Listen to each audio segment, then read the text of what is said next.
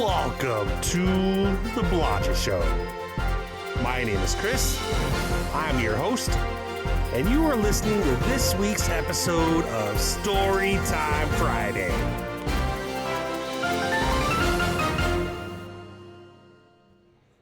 This week's story is titled The Vanishing Portrait. Part 1. The Vanishing Artist. The air in the town gallery hung heavy with the scent of aged varnish and forgotten dreams. Dust motes danced in the slivers of sunlight that pierced at the gloom, illuminating a forgotten corner tucked away behind a stack of forgotten canvases. Clara Benson, a young art curator with a penchant for uncovering hidden narratives, found herself drawn to a shadowy recess. Her fingers, tracing the outline of a dusty, tarnished frame, felt a jolt of unexpected excitement. It was a feeling she knew well. The thrill of discovery, the whisper of a story yet untold. The canvas, once vibrant, now bore the soft patina of time, its colors muted, yet somehow more evocative. The portrait itself depicted a solitary figure, cloaked in shadow, standing on a windswept beach under a stormy sky. The figure's face was turned away, shrouded in mystery, yet the posture, the very essence of the painting, exuded an overwhelming sense of melancholic beauty. The artist's technique was masterful, the brushstrokes bold yet precise, creating a palpable sense of movement and emotion. It was undeniably the work of a skilled hand, a hand that possessed both technical brilliance and an almost unsettling capacity for conveying inner turmoil. A label, faded and almost illegible, identified the artist as Elliot Harper. The name sparked a flicker of recognition in Clara's memory. She'd encountered it before. A fleeting mention in a forgotten article. A whispered legend among the older generation of art enthusiasts. Elliot Harper, a name synonymous with both extraordinary talent and a baffling disappearance. 10 years ago, he had vanished without a trace, leaving behind a legacy of captivating artwork and an enigma that had captivated and frustrated art historians and enthusiasts alike. The gallery owner, a kindly old man named Mr. Silas, emerged from the shadows, his footsteps echoing in the quiet space. He had witnessed Clara's absorption, her silent conversation with the painting. "Ah, you found it," he said, his voice a soft rumble. "The Harper's portrait. It's been hidden away for years, a bit of a forgotten treasure." Mr. Silas recounted the tale of Elliot Harper, a story passed down through generations of his family, who had owned the gallery for over a century. He spoke of a man of immense talent, haunted by a darkness that seemed inextricably linked to his art. The stories varied, a tapestry woven from rumor and recollection. Some spoke of a brilliant, albeit troubled, artist, a man tormented by his own genius. Others whispered of a recluse, a man who had retreated from the world into the solitude of his studio, his art becoming a refuge from a reality too harsh to bear. The common thread, however, was the sudden, inexplicable disappearance. One stormy night, 10 years prior, Elliot Harper simply vanished, leaving only his paintings and a void that refused to be filled. The details of that night were particularly striking in Mr. Silas' account. A violent storm had raged, lashing the coastal town with wind and rain, the waves crashing against the shore with unrelenting fury. It was a night of elemental chaos, the kind of night that swallowed men whole and left no trace of their passing. The fact that Elliot Harper, a man known for his love of the sea and the tempestuous beauty of nature, had vanished on such a night added to the intrigue and mystique surrounding his disappearance. The discovery of the portrait ignited a spark of fascination in Clara. She had a reputation for unearthing forgotten stories, for weaving narratives from the threads of the past. This, she realized, was a challenge that called to her deepest instincts. The painting, with its melancholic intensity, whispered of a hidden story, a story that wouldn't be denied. The shadowy figure on the stormy beach was more than just a subject. It was a symbol, a metaphor for the artist's own turbulent inner life, a reflection of the mystery surrounding his disappearance. Clara's curiosity intensified, fueling a desire to understand the man behind the brushstrokes, the man who had captured such profound emotion on canvas. This was more than just a missing person case. It was a journey into the heart of artistic creation, a quest to unravel the secrets embedded within the artist's legacy. The painting, she realized, was not just a piece of art. It was a key, a gateway to a hidden world. That evening, Clara returned to her modest apartment. The painting's image burned into her mind. She began her research, scouring archives, libraries, and online databases, piecing together the fragmented pieces of Elliot Harper's life. The information was scarce, frustratingly incomplete, a mosaic of conflicting accounts and half-truths. Early accounts described a prodigious talent, a young artist who had burst onto the scene with a style that was both innovative and deeply personal. His early works were characterized by vivid, impressionistic landscapes, capturing the light and shadow of the coastal region within a remarkable sensitivity. Later works showed a departure from realism, veering into abstract expressionism, reflecting a deeper sense of internal conflict and existential angst. The progression was striking, mirroring a tumultuous evolution in his own life. She found reviews of his exhibitions, some praising his raw talent, others questioning the darkness that seemed to permeate his later works. The accounts revealed a complex, multifaceted individual, a man who clearly grappled with profound emotional turmoil. The more she read, the more she became convinced that the key to understanding Elliot Harper's disappearance lay not just in the factual events, but in his art, in the hidden narratives woven into the very fabric of his canvases.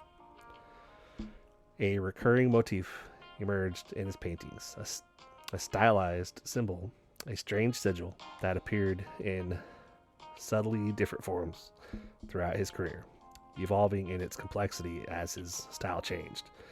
Initially, it was barely noticeable, a faint suggestion in the background of his earlier landscapes.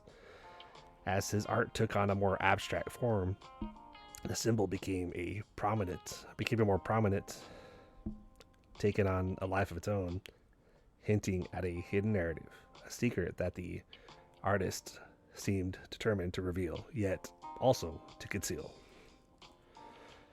Clara spent hours studying the images, searching for patterns, for connections.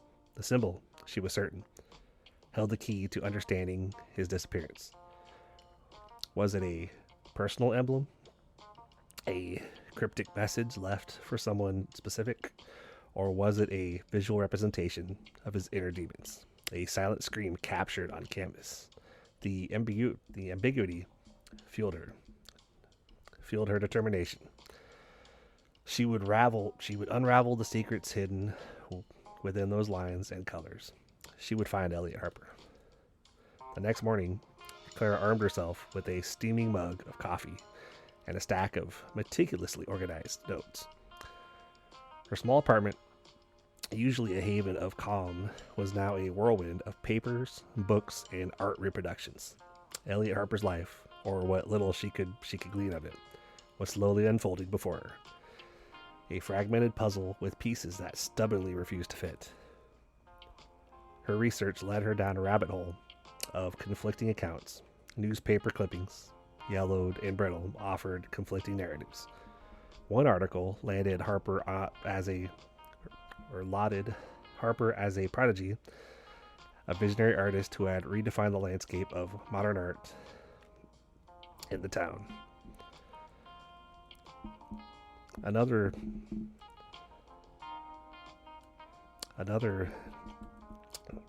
painted a portrait of a tormented soul, a man consumed by his own demons. His genius inextricably linked to his suffering. Online forums dedicated to unsolved mysteries and forgotten artists buzzed with speculation, theories ranging from a tragic accident to a premeditated escape, fueled by rumor and half-truths. The inconsistencies only deepened Claire's resolve. She decided to approach her investigation systematically. Her first target, the local art galleries. She began with the smaller, more independent galleries, hidden away in the town's labyrinth streets, each one a tiny capsule of artistic history. These were places where the whispers of Elliot Harper's legacy still lingered, where the scent of turpentine and linseed oil clung to the air, a fragrant reminder of the artistic lives that had unfolded within their walls. The first gallery, Seascape Studios, smelled faintly of salt and old paint. The owner, a woman with kind eyes and silver hair, showed Clara a modest collection of Harper's early works. These were impressionistic landscapes, vibrant and alive, capturing the essence of the coastline with breathtaking precision. Sun-drenched beaches, stormy seas, and craggy cliffs were rendered with a mastery that spoke of both technical skill and deep emotional understanding. The scenes were beautiful, but lacked the dark undercurrents that she sensed in the portraits she had discovered. The gallery owner, Mrs. Gabble, remembered Harper as a friendly, if somewhat eccentric young man, passionate about his art and deeply connected to the sea. There were no hint of the darkness that seemed to haunt his later works. Her next stop was the more established Gallery of the Tides, a larger space showcasing a broader spectrum of contemporary and classical art. Here, she found a more comprehensive collection of Harper's work, spanning over his entire career. The progression was startling. The early, luminous landscapes gave way to increasingly abstract and emotionally charged pieces. The colors grew darker, the brushstrokes more frantic, reflecting a palpable shift in the artist's internal landscape. The seascapes were replaced by a series of brooding canvases, filled with swirling colors and symbolic imagery that hinted at a profound internal struggle. One particular painting caught Claire's attention, a large, almost expressionistic piece titled Storm's Embrace. It depicted a chaotic maelstrom of dark blues and angry grays, swirling and colliding in a tempestuous display of emotions. Within this maelstrom, Clara found it the same stylized symbol she had seen in the hidden portrait, now more prominent, more insistent, almost screaming from the canvas. It was an intricate, almost alchemical sigil, seemingly composed of intertwined symbols that hinted at a secret language, a hidden code. The curator of the gallery, a sharp-tongued woman named Miss Evelyn Reed, was surprisingly unhelpful. She spoke of Harper in clipped, guarded tones, dismissing his later works as the ramblings of a disturbed mind.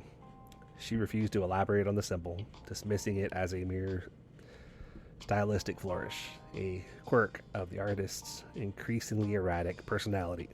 However, Clara sensed her reluctance. The subtle evasion in her eyes hinted at a deeper understanding, a secret she was unwilling or unable to share. Claire's investigation was far from over.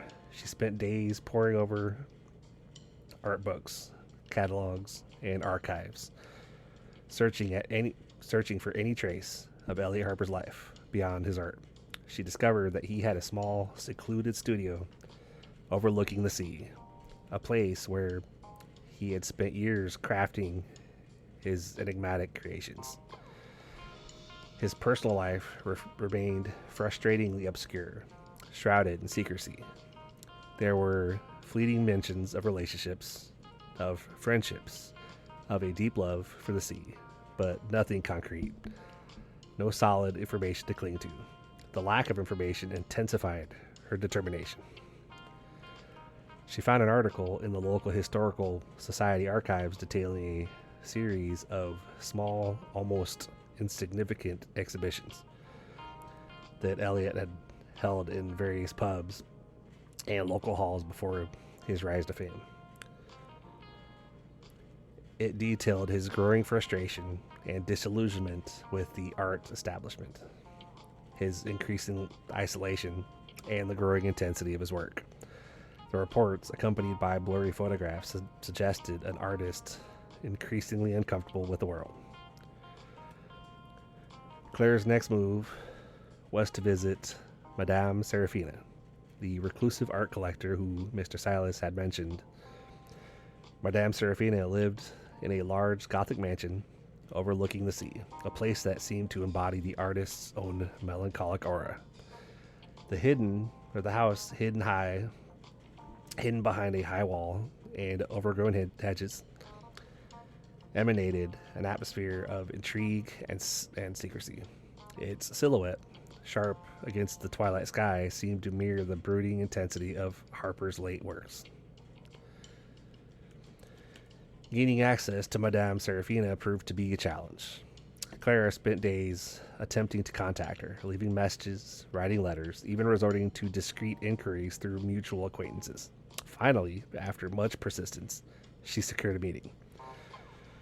Madame Serafina, a woman of advanced age, but with an unnervingly sharp mind, received Clara in her dimly lit study, surrounded by a collection of exquisite artworks. She was both enigmatic and intimidating, her eyes holding a depth of experience that seemed to span centuries. The interview with Madame Serafina proved to be the turning point. The old woman spoke little directly about Elliot Harper himself, but her cryptic pronouncements and seemingly irrelevant comments illuminated new paths of investigation. She spoke of hidden currents beneath the surface of seemingly tranquil lives, of secrets that the sea had swallowed and the storms had washed away. She mentioned a small, almost forgotten cove on the outskirts of town, a place where the sea met the land in a dramatic embrace. She mentioned it casually, almost as an aside, but the significance of the mention didn't escape Clara. She felt instinctively that this cove, this forgotten place, held a key to the mystery. The meeting with Madame Serafina left Clara with more questions than answers. However, she felt a sense of momentum, a feeling that she was getting closer to uncovering the truth about Elliot Harper's disappearance.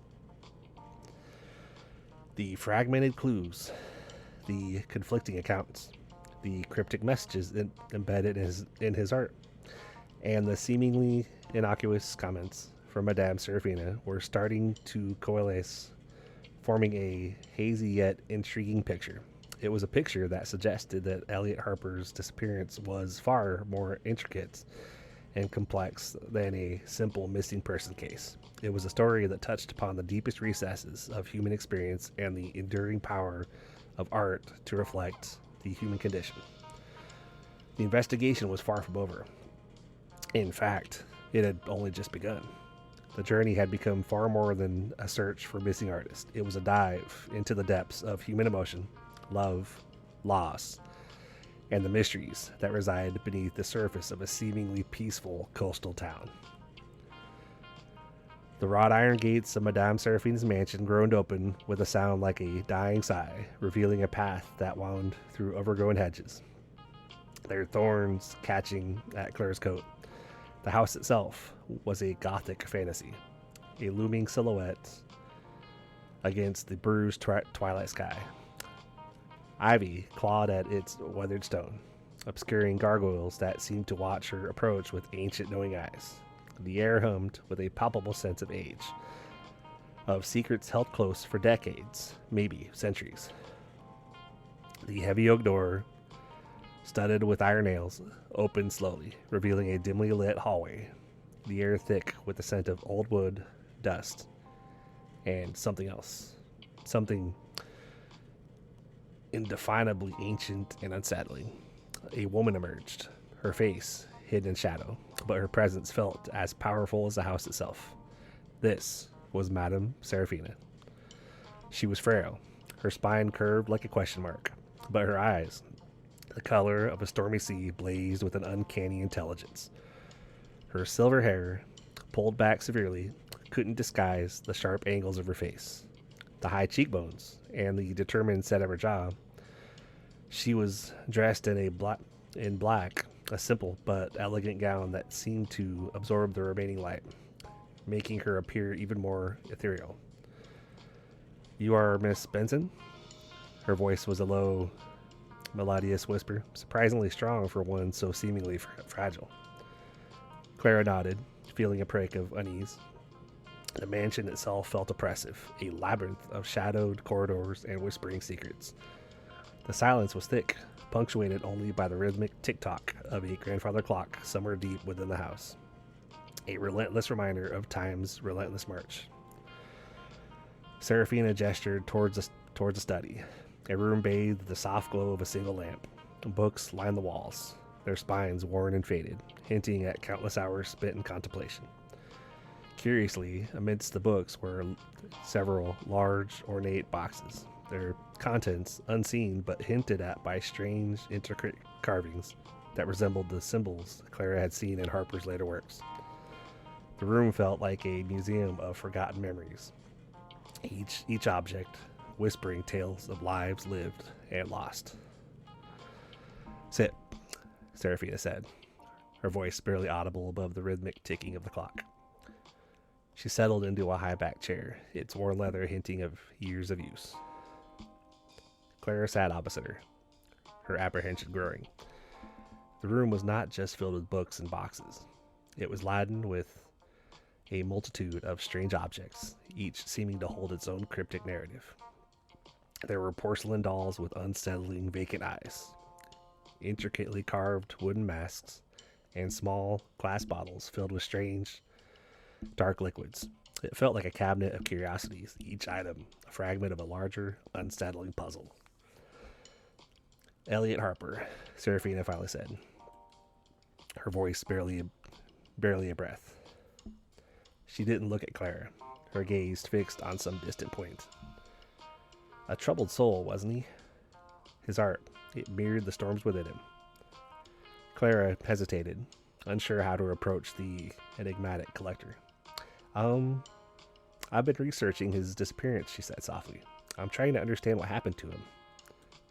Seraphina let out a low chuckle, a sound that seemed to ripple through the room. Disappearance?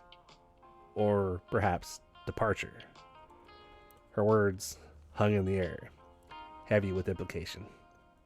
Clara felt a chill despite the warmth of the room. The subtle shift in Seraphina's phrasing hinted at something far more complex than a simple disappearance. Something deliberate, almost planned. "I understand you have some of his works," Clara ventured, attempting to steer the conversation towards tangible facts. "Indeed," Seraphina replied, her eyes flickering towards one of the large boxes. "Pieces of his soul, they are. Fragments of a life lived on the edge of madness, yet touched by genius." She opened the box, revealing several sketches and paintings by Elliot Harper.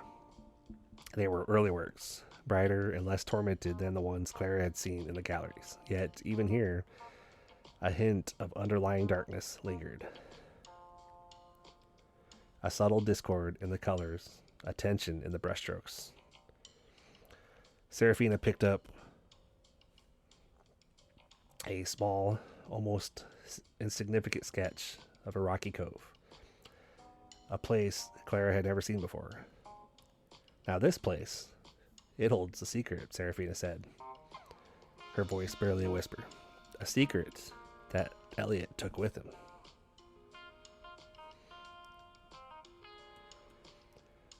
The cove in the sketch was strikingly similar to the description Madame Seraphina had mentioned earlier.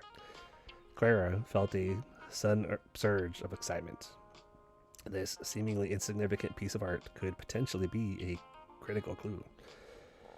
Can you tell me any more about this cove? Clara asked, her heart pounding with anticipation. Seraphina shook her head, her eyes distant, lost in some private memory. Some secrets are best left undisturbed, she said cryptically. The sea keeps its own counsel. It swallows what it wants and what it chooses to reveal. She closed the box, the sound muffled but significant, leaving Clara with a tantalizing glimpse of a mystery deeper and more complex than she had initially imagined. Seraphina's words hinted at a conspiracy, a secret shared by the artist and someone else, a secret that the sea had swallowed but hadn't quite erased. The remaining hours Clara spent with Madame Seraphina were a tapestry of cryptic pronouncements and evasive answers. Seraphina spoke in riddles and metaphors, her words like fragments of a shattered mirror, each reflecting a distorted image of the truth. She spoke of the town's hidden history, of rivalries among artists, and long-forgotten feuds that ran deep beneath the surface of its seemingly peaceful existence. She mentioned a local legend, a tale of a cursed treasure hidden somewhere along the coast, a treasure that had supposedly driven people to madness and desperation. Clara's mind raced, trying to connect the desperate fragments of information. The legend, the cursed treasure, the cryptic symbols in Harper's art, the hidden cove, they all seemed to be interconnected, pieces of a larger puzzle that Seraphina was deliberately keeping veiled.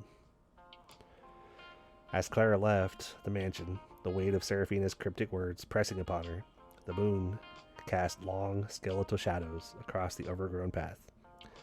The house seemed to loom behind her, a brooding sentinel guarding its secrets, its ancient stones whispering tales of Elliot Harper's enigmatic life and mysterious disappearance.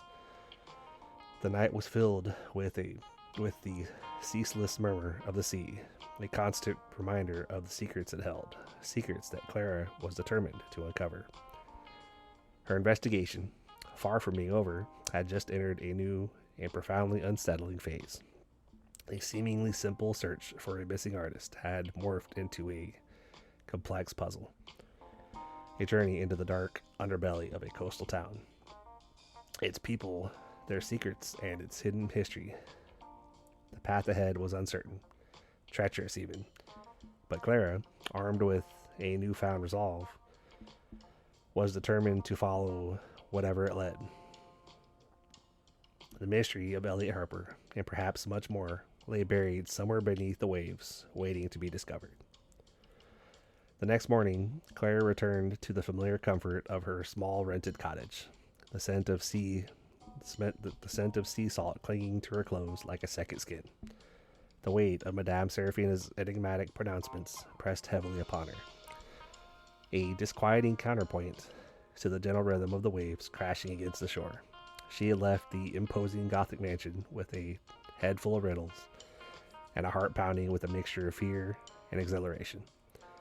The search for Elliot Harper had become far more complex than a simple missing person case. It was now a descent to the shadowy depths of a town's hidden history, a journey into the labyrinthine corridors of secrets and lies. Her initial investigation had focused on the more obvious aspects: the police reports, the artist's last known contacts, the statements from gallery owners. But Seraphina's cryptic hints had sent Clara's focus spiraling in a different direction, toward the more subtle, almost imperceptible clues hidden within Elliot Harper's art itself.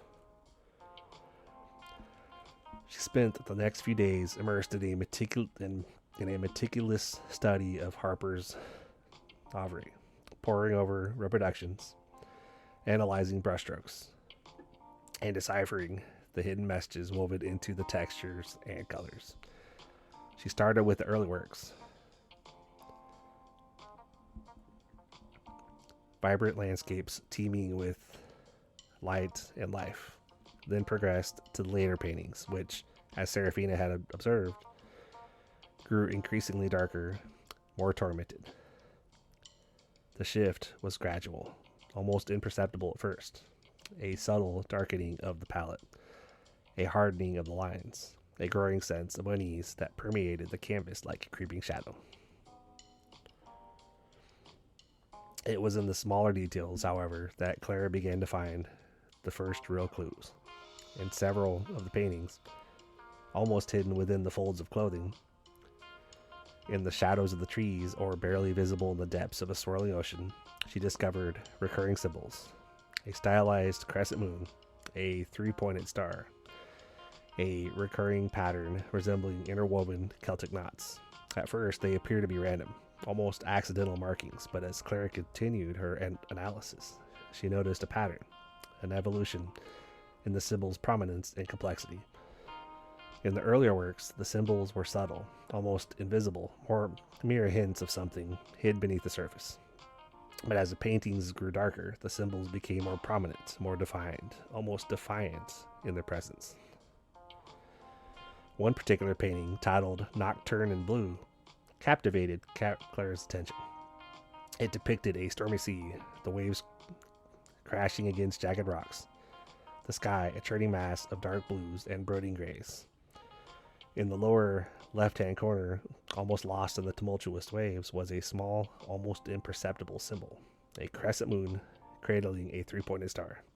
Clara enlarged the image on her computer screen, adjusted the contrast and brightness until the symbol became clear.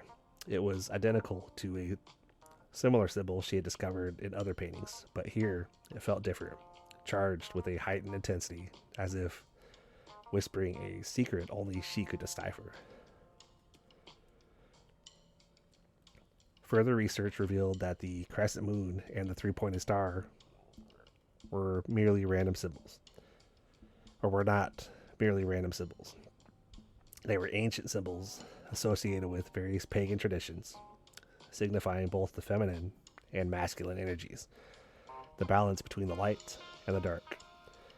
But the way they were intertwined, the almost obsessive repetition of the pattern in Harper's later works, suggested something beyond a simple artistic motif.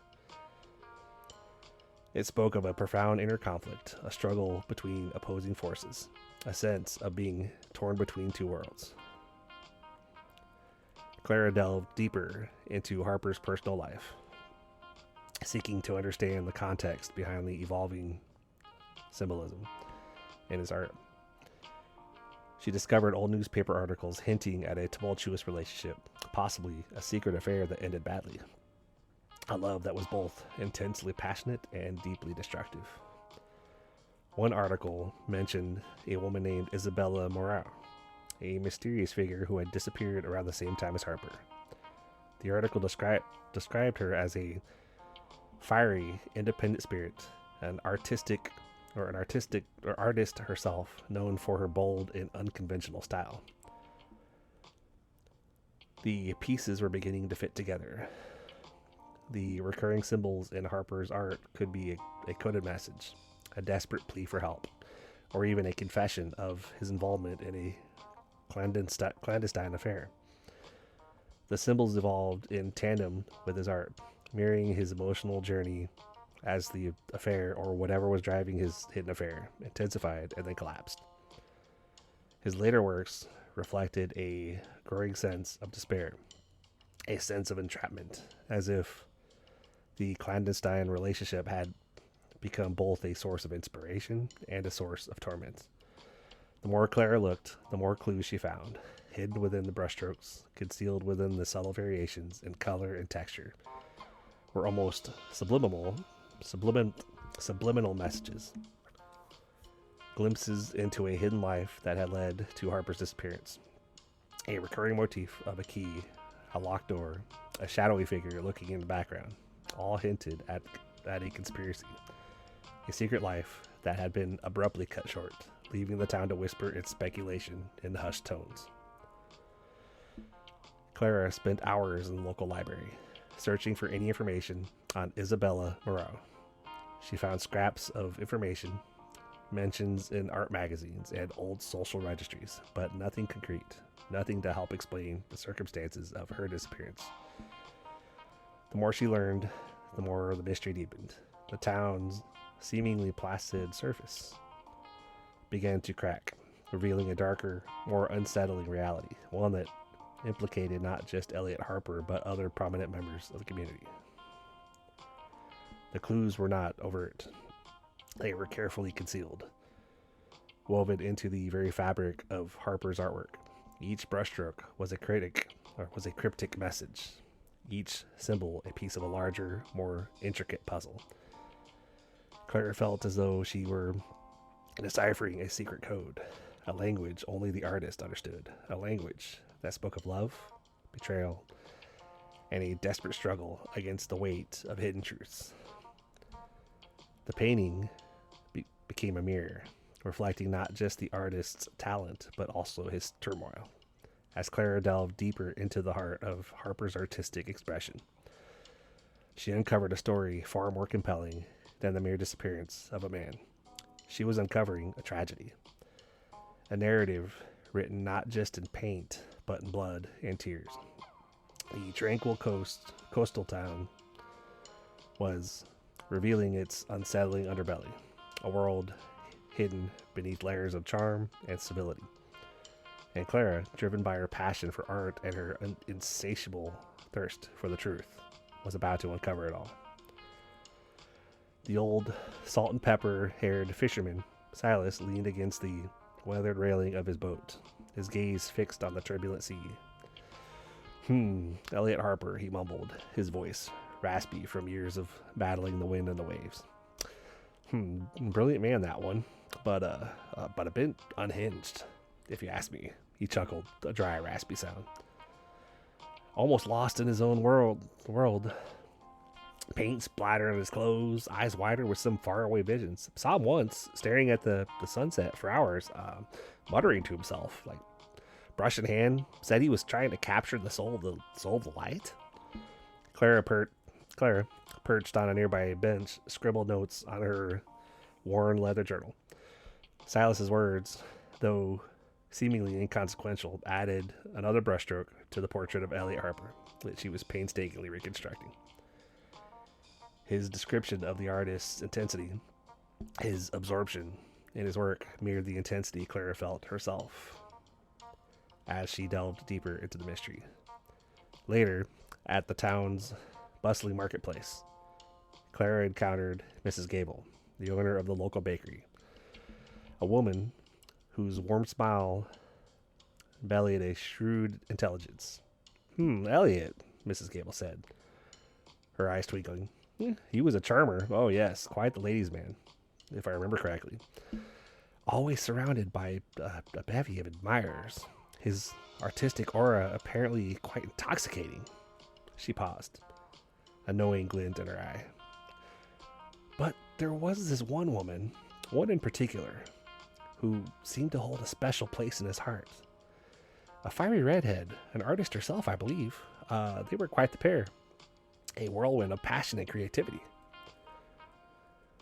The name Isabella Moreau echoed in Claire's mind, a faint whisper in the symphony of conflicting narratives that surrounded Elliot Harper's disappearance.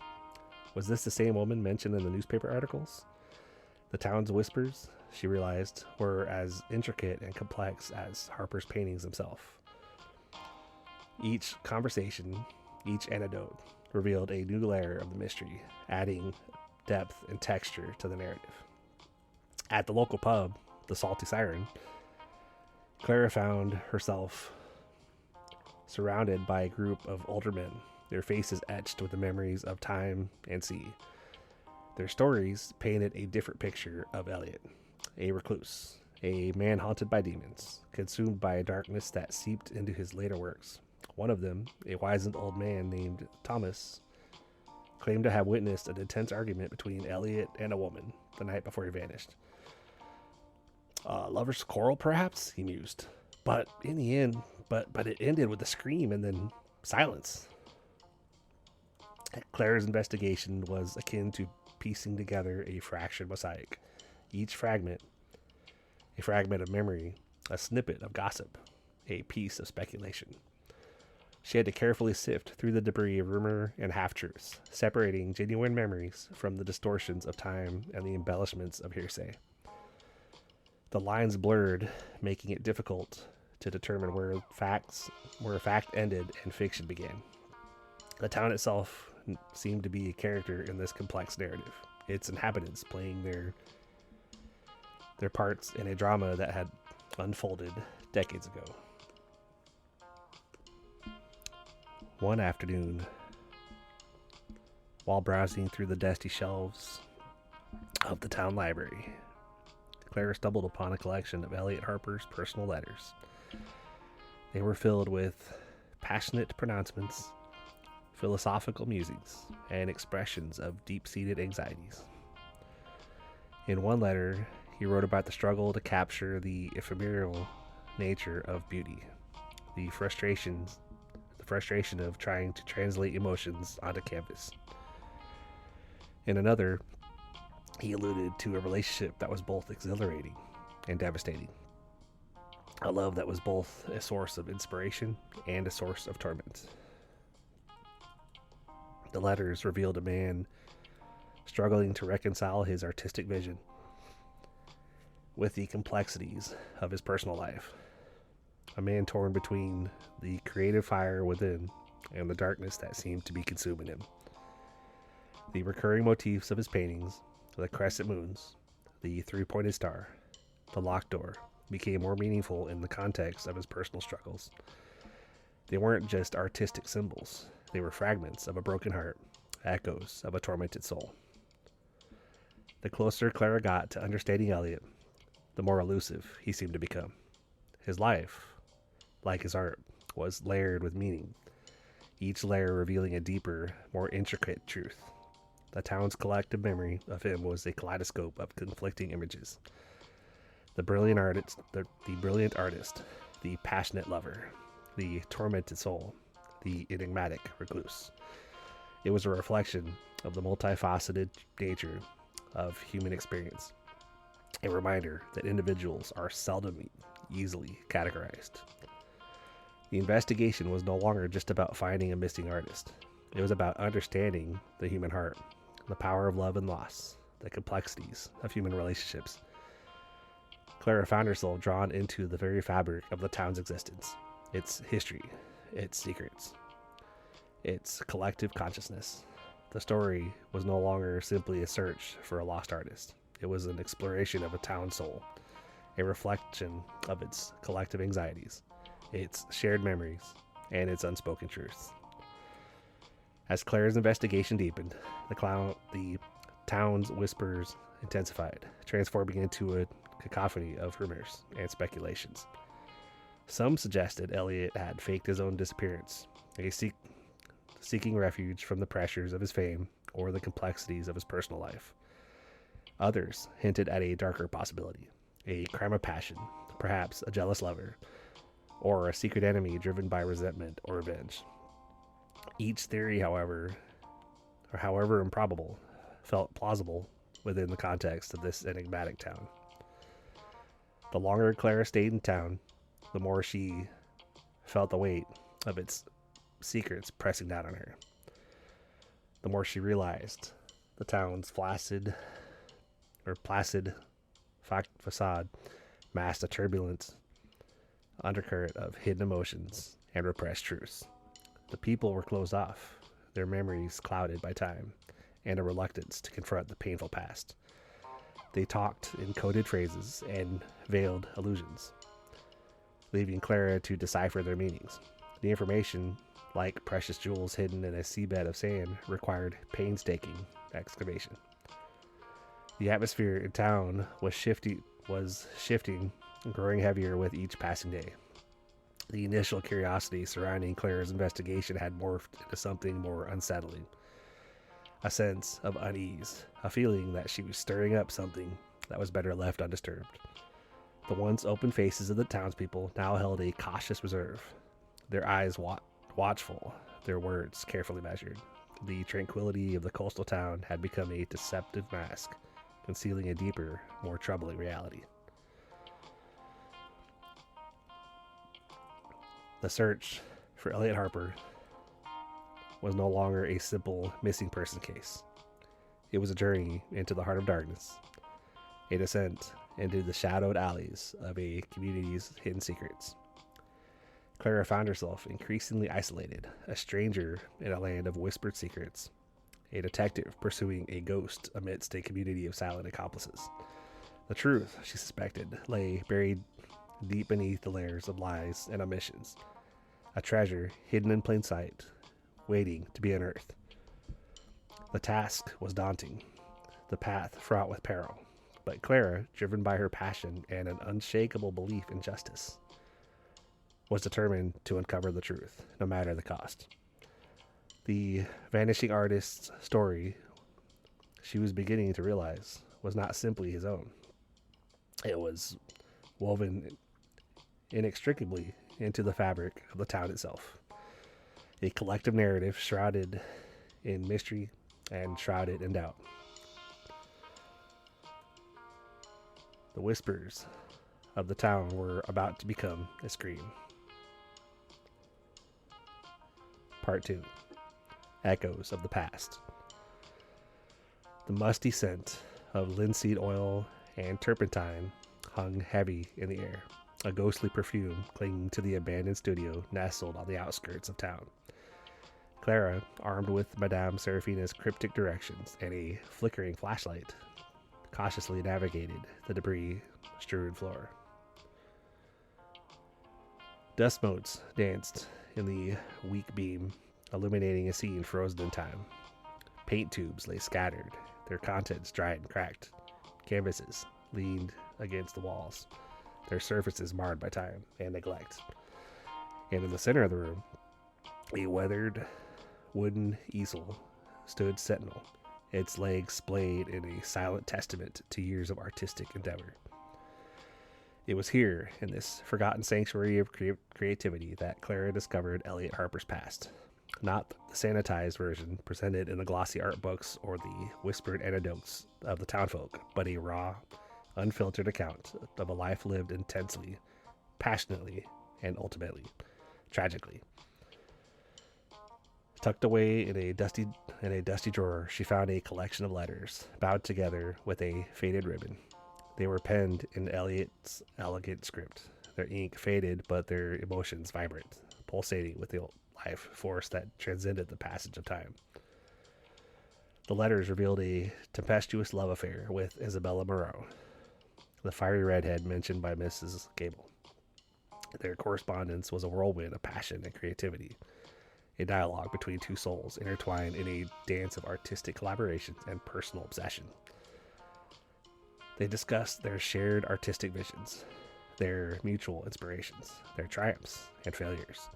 The letters were rippling with sketches, quick impressions captured on scraps of paper, evidence of a creative synergy that pushed them both to the limits of their artistic abilities.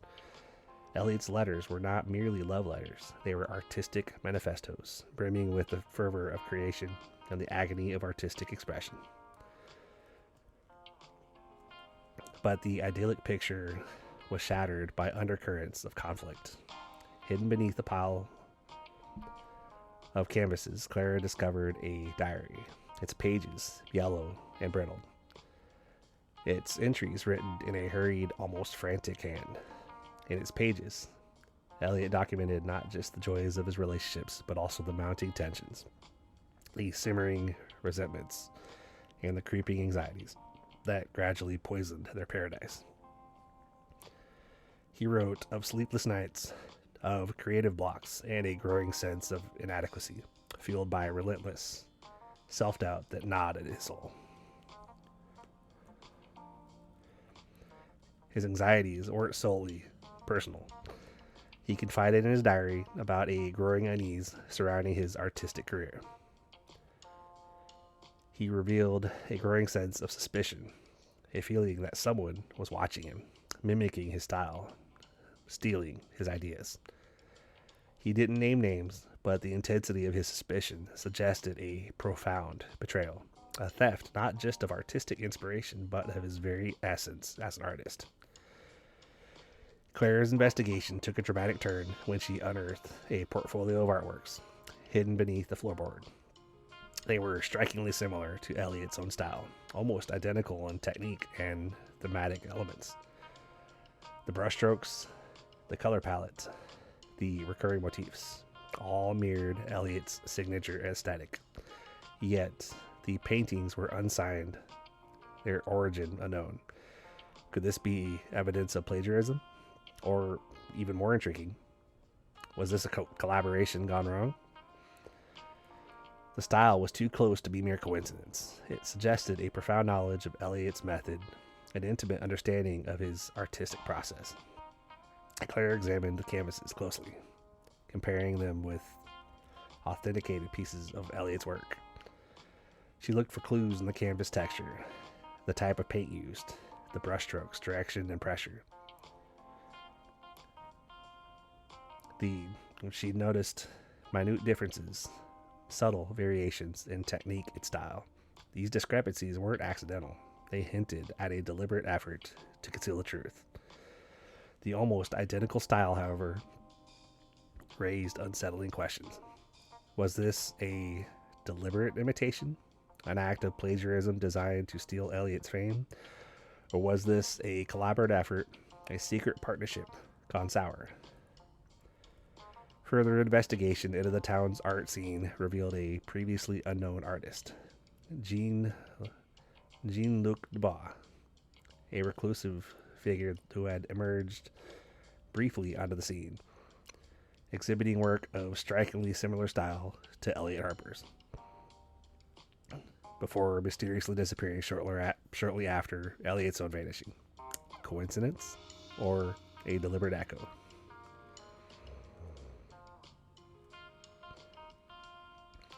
Amongst Eliot's personal effects, Clara found a faded photograph.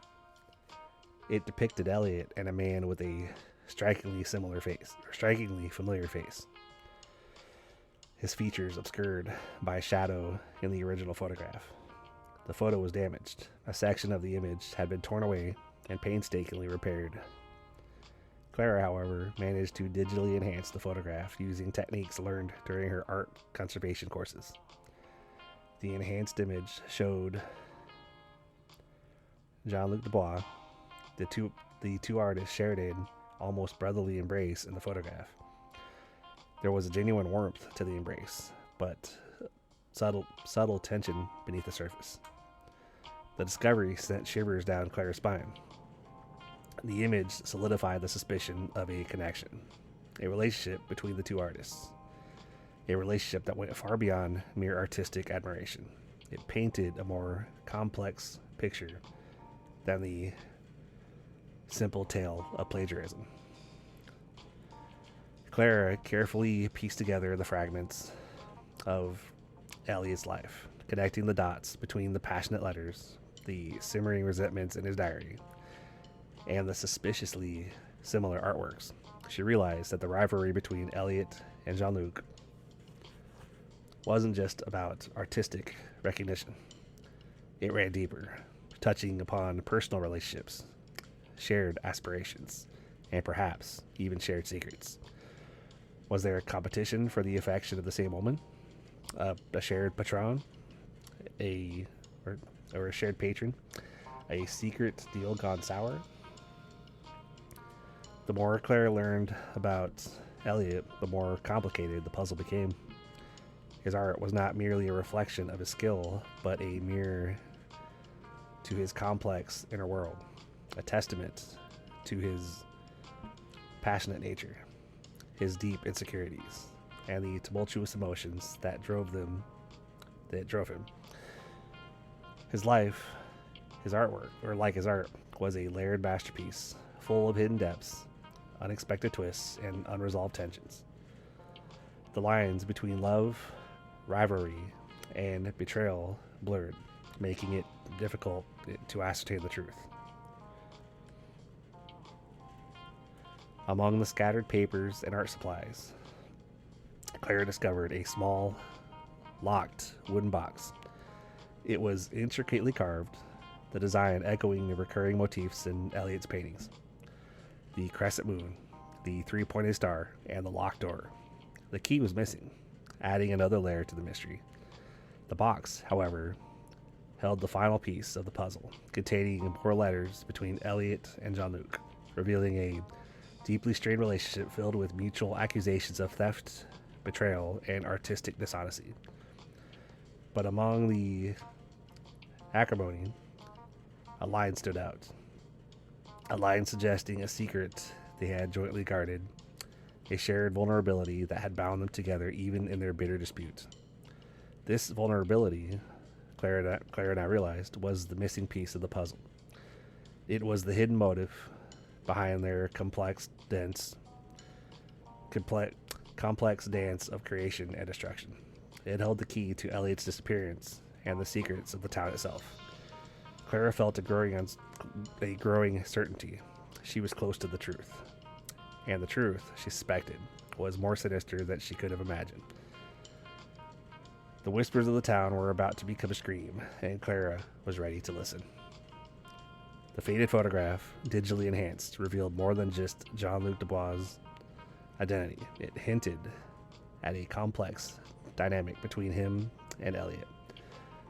The embrace, though seemingly affectionate, held a subtle tension, a silent undercurrent of rivalry barely concealed beneath the surface of camaraderie. This was not a simple case of artistic imitation. It was a story of intertwined lives, shared aspirations, and ultimately, bitter betrayal. Claire's research led her to a small, almost forgotten gallery tucked away in a side street, a place untouched by the gentrification that had swept through the rest of the town. The gallery,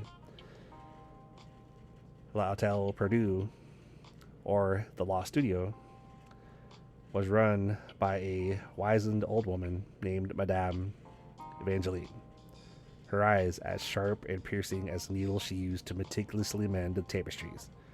Madame Evangeline, it turned out, had known both Eliot and Jean-Luc, having been a friend and patron to both artists during their early careers.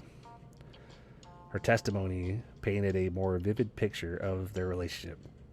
She confirmed their early collaboration, a period of intense artistic synergy where their styles blended seamlessly, their visions intertwining to create works that surpassed anything either could have achieved alone.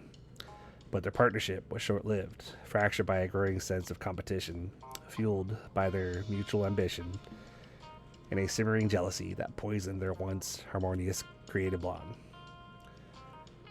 According to Madame Evangeline, Jean-Luc, initially the more timid of the two, had gradually become consumed by a fierce desire for recognition, a hunger that led him down a path of deception.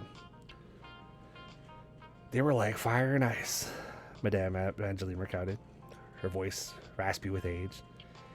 Eliot, passionate, impulsive, his emotions spilling onto the canvas. Jean-Luc, calculating, precise. His art a reflection of his meticulous nature. Their collaboration was a breathtaking spectacle, but their rivalry, now that was a tragedy waiting to happen. Madame Evangeline produced a worn, leather-bound sketchbook, its pages filled with sketches and notes from Eliot and Jean-Luc's collaborative period. The early sketches showed a beautiful harmony, a blending of styles, but as the sketchbook progressed, the sketches diverged, reflecting the growing rift between the two artists. Eliot's sketches became increasingly bolder, while Jean-Luc's, though still technically proficient, lacked the emotional depth and raw energy of his earlier work.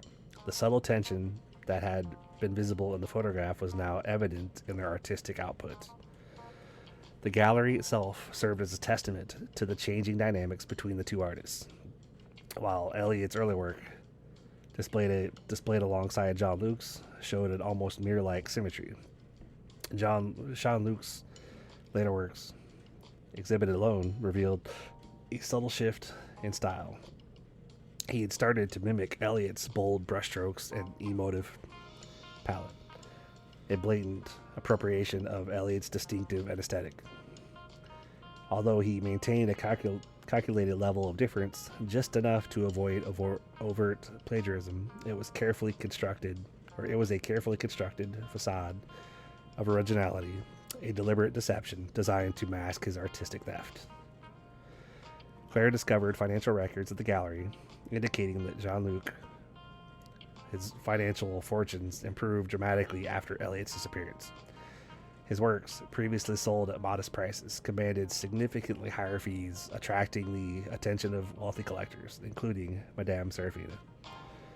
This sharp increase in wealth coincided precisely with Elliot's vanishing, a circumstantial detail that strongly suggested Jean-Luc had benefited directly from Elliot's absence.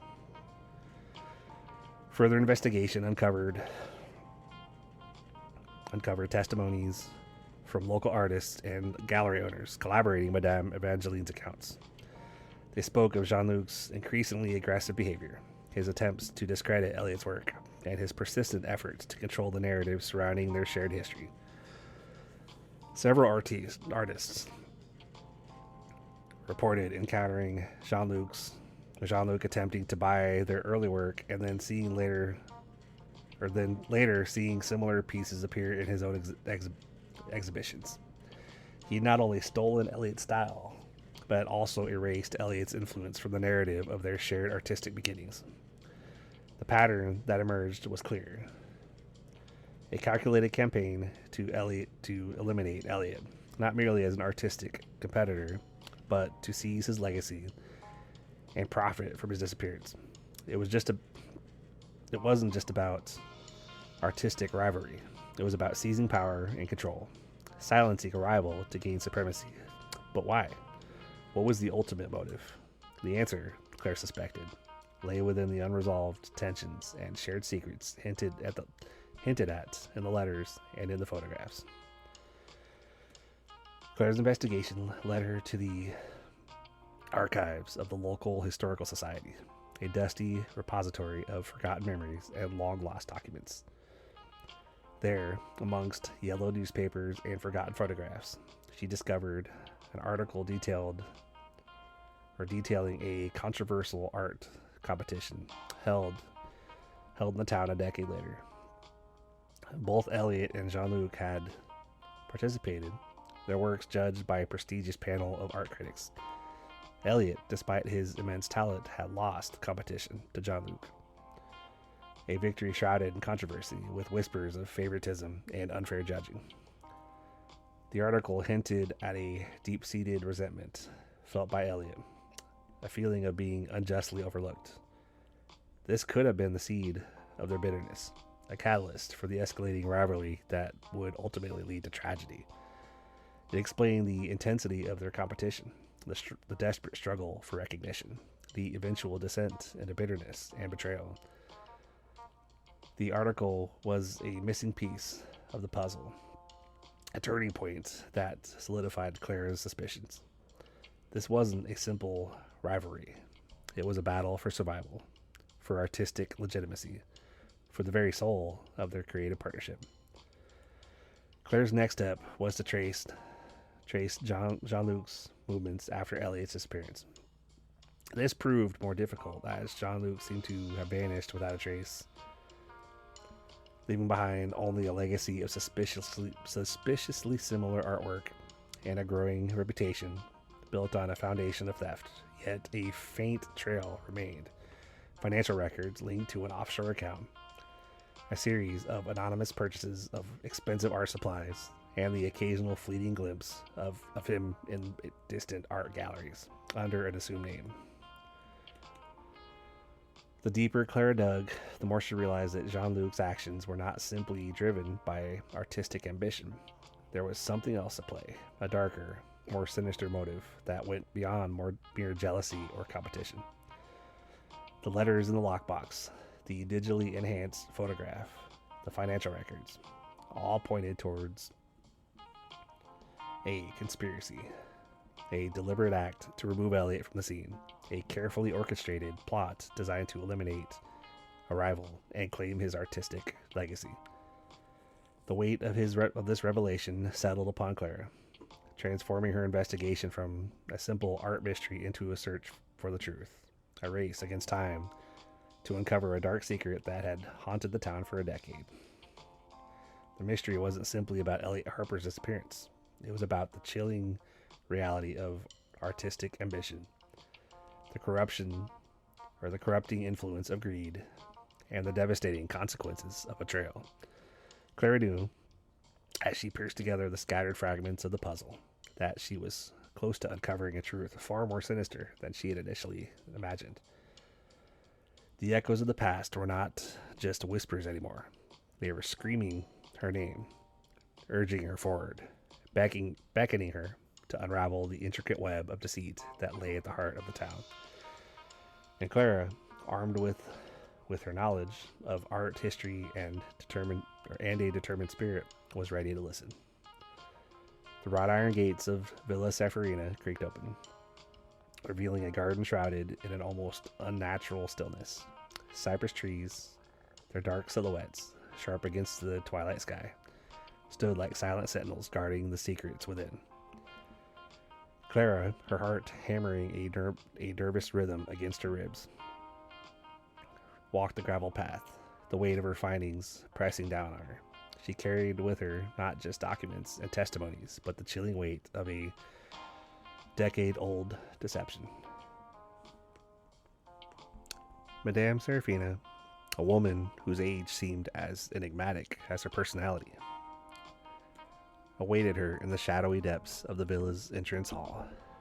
The air hung heavy with the scent of lilies and old parchment, a fragrance that seemed to whisper of forgotten memories and long-held secrets. Serafina, her face etched with the lines of a life lived intensely, regarded Clara with eyes that held a depth of both wisdom and weariness. There was a stillness about her, a composed serenity that bellied the storm brewing beneath the surface. Clara, armed with the meticulously assembled evidence, the financial records, the testimonies of the local artists, the article from the local historical society, and the subtly altered photographs, laid out her case. She spoke of Jean-Luc Dubois' calculated rise to prominence, the suspicious similarities in his later work to Elliot Harper's style, and the sudden increase in his wealth coinciding precisely with Elliot's disappearance. She spoke of the whispers, the rumors, the carefully constructed facade of originality that had masked a decade of deception. Madame Serafina, Clara began, her voice steady despite the tremor in her hands. Your name keeps surfacing in connection with both Elliot and Jean-Luc. Your patronage of Jean-Luc after Elliot's disappearance is particularly noteworthy. I believe you hold a key to understanding what happened. Serafina remained silent for a long moment, her gaze fixed on Clara with an unnerving intensity. The silence stretched, punctuated only by the gentle tick-tock of an antique grandfather clock in the hall. The weight of unspoken words hung heavy in the air, a palpable tension that thrummed between the two women. Finally, Serafina sighed, a sound heavy with years of regret, and gestured to a worn armchair by a fireplace. Sit, Mademoiselle Benson, she said, her voice a low, melodious murmur, and let us speak. You have pieced together a considerable portion of the puzzle, and I will not deny my involvement, but the truth is far more complicated than you imagine. She began to speak, her voice weaving a tale of passion, betrayal, and lost love. A story inextricably intertwined with the fate of both Elliot and Jean-Luc. She spoke of passionate spoke of a passionate affair with Elliot, a secret romance that blossomed amidst the vibrant art scene of the town. Their love, she recounted, was a whirlwind of creative energy and shared dreams, a passionate partnership fueled by mutual admiration and a deep understanding of each other's artistic vision. They had dreamed of creating a revolution in modern art, of leaving their mark on the world, a shared vision that burned brightly before a cruel twist of fate extinguished it. But their idyllic world was shattered by the arrival of Jean-Luc. He had been a close friend, a confidant, initially presented as a fellow artist, someone they both welcomed into their intimate circle. But Jean-Luc, Serafina revealed, harbored a secret obsession with her, a possessive love that warped his perception and fueled a simmering resentment towards Elliot. He saw Elliot as an obstacle, a rival not only in art, but also in love. Jean-Luc was, charming, Serafina said, her voice tinged with bitterness that had been honed by years of regret. Talented, yes, but also ruthlessly ambitious. He was consumed by a desire for recognition, a hunger that knew no bounds. He knew my affection for Elliot, or he saw my affection for Elliot as a threat to his own ambitions. And as time went on, this obsession consumed him. The affair with Elliot, initially kept secret, eventually became the subject of gossip and whispers amongst the town's artistic community. Jean-Luc, fueled by jealousy and a desire for revenge, began subtly undermining Elliot's reputation, planting seeds of doubt and suspicion amongst patrons and collectors. He manipulated events, subtly steering the narrative to his own advantage. The pivotal moment, Serafina revealed, was the controversial art competition.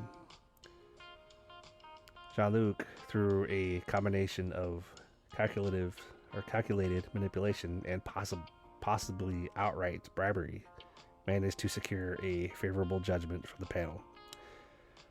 The accusations of favoritism were never proven, but the whispers persisted, and Elliot, proud and fiercely independent, felt unjustly wronged. Elliot was devastated, Serafina recalled, her voice thick with emotion. His spirit was crushed.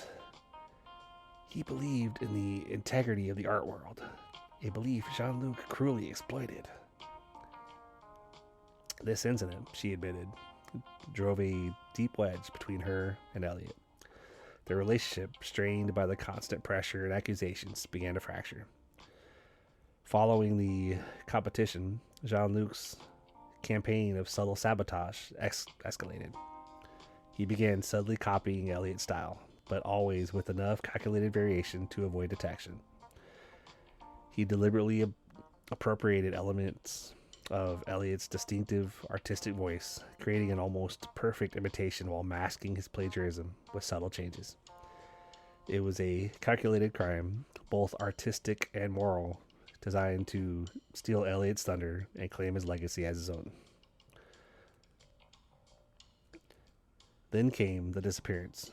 Serafina didn't directly implicate Jean-Luc in Elliot's vanishing, but hinted at a confrontation, a heated argument that took place during a stormy night near the cliffs overlooking the ocean. She alluded to a struggle, a scream swallowed by the wind and the roar of the waves. The implied suggestion sent a chill down Clara's spine. The confession, laced with regret and unspoken accusations, painted a disturbing picture of artistic ambition twisted into a dark tale of greed, betrayal, and murder. Serafina's silence about the circumstances of Elliot's demise weighed heavily in the air, leaving an unanswered question hovering in the suffocating silence. But her confession shed light on a hidden chapter of the town's history, revealing the complex web of relationships, long-held secrets, and concealed resentments that lay beneath the veneer of the town's charming facade. Clara, her mind reeling from the weight of Serafina's confession, left the villa with a profound sense of unease. The mystery of Elliot Harper's disappearance had taken a sinister turn, a darker twist that revealed a chilling truth about human nature and the corrupting influence of ambition. The puzzle was far from solved, but the pieces were slowly falling into place, revealing a narrative far more complex and far more dangerous than she could have ever anticipated. The echoes of the past, once faint whispers, now resonated with the clarity of a gunshot.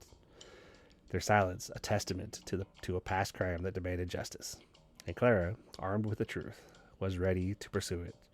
The fight for justice, for Elliot's legacy, had just begun. The journey, however, was far from over. The weight of Seraphina's confession settled upon Clara like a shroud. The villa, once a symbol of opulent mystery, now felt oppressive, its silence heavy with the unspoken accusations hanging in the air. The journey, she realized, was far from over. The echoes of the past's once faint whispers now resonated with the chilling clarity of a gunshot, their silence a testament to a crime that demanded justice. And Clara, armed with a sliver of truth, was ready to pursue it. Seraphina's final words, a cryptic reference to a hidden sanctuary, lingered in Clara's mind. She had mentioned a location only known to her and Elliot, a place where he sought solace and creative refuge, a place where his true artistic soul was laid bare, away from prying eyes of the art world and the insidious manipulations of Jean-Luc. The thought resonated with Clara, providing a new direction in her investigation. Driven by a renewed sense of purpose, Clara returned to the town's archives, meticulously combing through old maps and property records.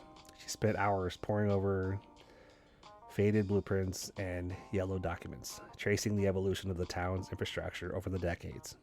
Each document offered a tantalizing glimpse into the past, revealing hidden alleys, forgotten pathways, and long demolished buildings. Her quest felt akin to deciphering a cryptic code, a painstaking process that demanded patience, persistence, and a keen eye for detail. Finally, tucked away within a collection of obsolete city plans, she found it. A small, almost imperceptible annotation that mentioned a previously undocumented structure adjacent to the old harbor, marked only as private property and not accessible. A structure that appeared and vanished from the records across several decades, its existence fleeting and uncertain. Intrigued, Clara traced the structure's approximate location on a modern map, comparing its proximity to other known landmarks. The hidden sanctuary, it seemed, was elusive, purposefully obscured from the official record. The location pinpointed a secluded area near the treacherous cliffs overlooking the turbulent ocean. The area was known for its treacherous terrain and unpredictable weather, a place where the unforgiving sea crashed against jagged rocks, a site that seemed intentionally isolated and concealed. Armed with this newfound knowledge, Clara set off the following morning. The journey was arduous. The path was overgrown, the terrain rough and uneven. She fought her way through dense thickets of vegetation, the sharp thorns tearing at her clothes, the salty ocean wind whipping around her. She had to carefully navigate through treacherous boulders and crumbling rock formations. At several points, she had to climb over walls covered in overgrown ivy. The air was thick with the salty tang of the ocean and the earthy scent of damp soil, a stark contrast to the refined atmosphere of Villa Serafina. But finally, after hours of relentless searching, she found it. A hidden opening concealed beneath a dense canopy of ivy, almost camouflaged by the surrounding landscape. The entrance was small and inconspicuous, a passageway almost swallowed by the overgrown vegetation. As she pushed inside the unruly growth, she revealed a weathered wooden door bearing the marks of time and neglect. It was an entrance that seemed to have vanished from sight and memory, perfectly hidden in plain view. The door gave way with a protesting groan, revealing a dimly lit passage that descended into darkness.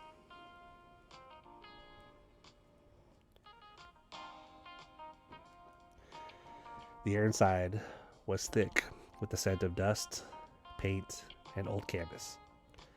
The passageway led into a small, unassuming studio, tucked away from the world.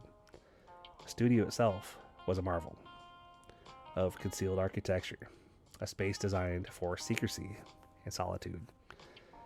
A small, square room built into the cliff face. It was flooded with natural light filtering through a strategically positioned skylight. The walls were lined with canvases leaning against each other, a collection of artworks in various states of completion. Easel stood silent, frozen in time. Paints lay undisturbed on their palettes, their colors muted by the passage of time. Forgotten brushes rested in half-empty jars. The scene depicted a space of intense creative energy, abruptly frozen. Clara felt an electric charge course through her as she stepped inside. The air hummed with a palpable sense of history, a silent testament to the creative force that once inhabited this secret space. Here, Elliot Harper's true soul lay exposed, not in the polished paintings displayed in galleries, but in the raw, unfiltered expression of his artistic vision. The place was a testament to a secret life, a hidden world that existed parallel to the public persona that of the celebrated artist. The paintings were stunning, some incomplete, others finished, but never seen by the public. They revealed a dramatic evolution in Eliot's artistic style, a journey that stretched beyond the confines of his earlier, more conventional works. His canvases, once vibrant and filled with lively scenes, now bore a darker, more melancholic tone, mirroring the tormented emotions he had kept concealed. The palette shifted to darker colors. The themes had taken a turn towards shadows and an introspective narrative. Many of the paintings featured a recurring motif, a cryptic symbol that appeared in various forms throughout his work. It was a swirling pattern, a combination of spirals and geometric shapes that resonated with a strange, unsettling familiarity. The symbol appeared subtly at first, almost imperceptible, but as Clara continued her exploration of the studio's hidden treasures, the symbol became increasingly prominent, almost obsessively recurring. Clara examined the paintings meticulously.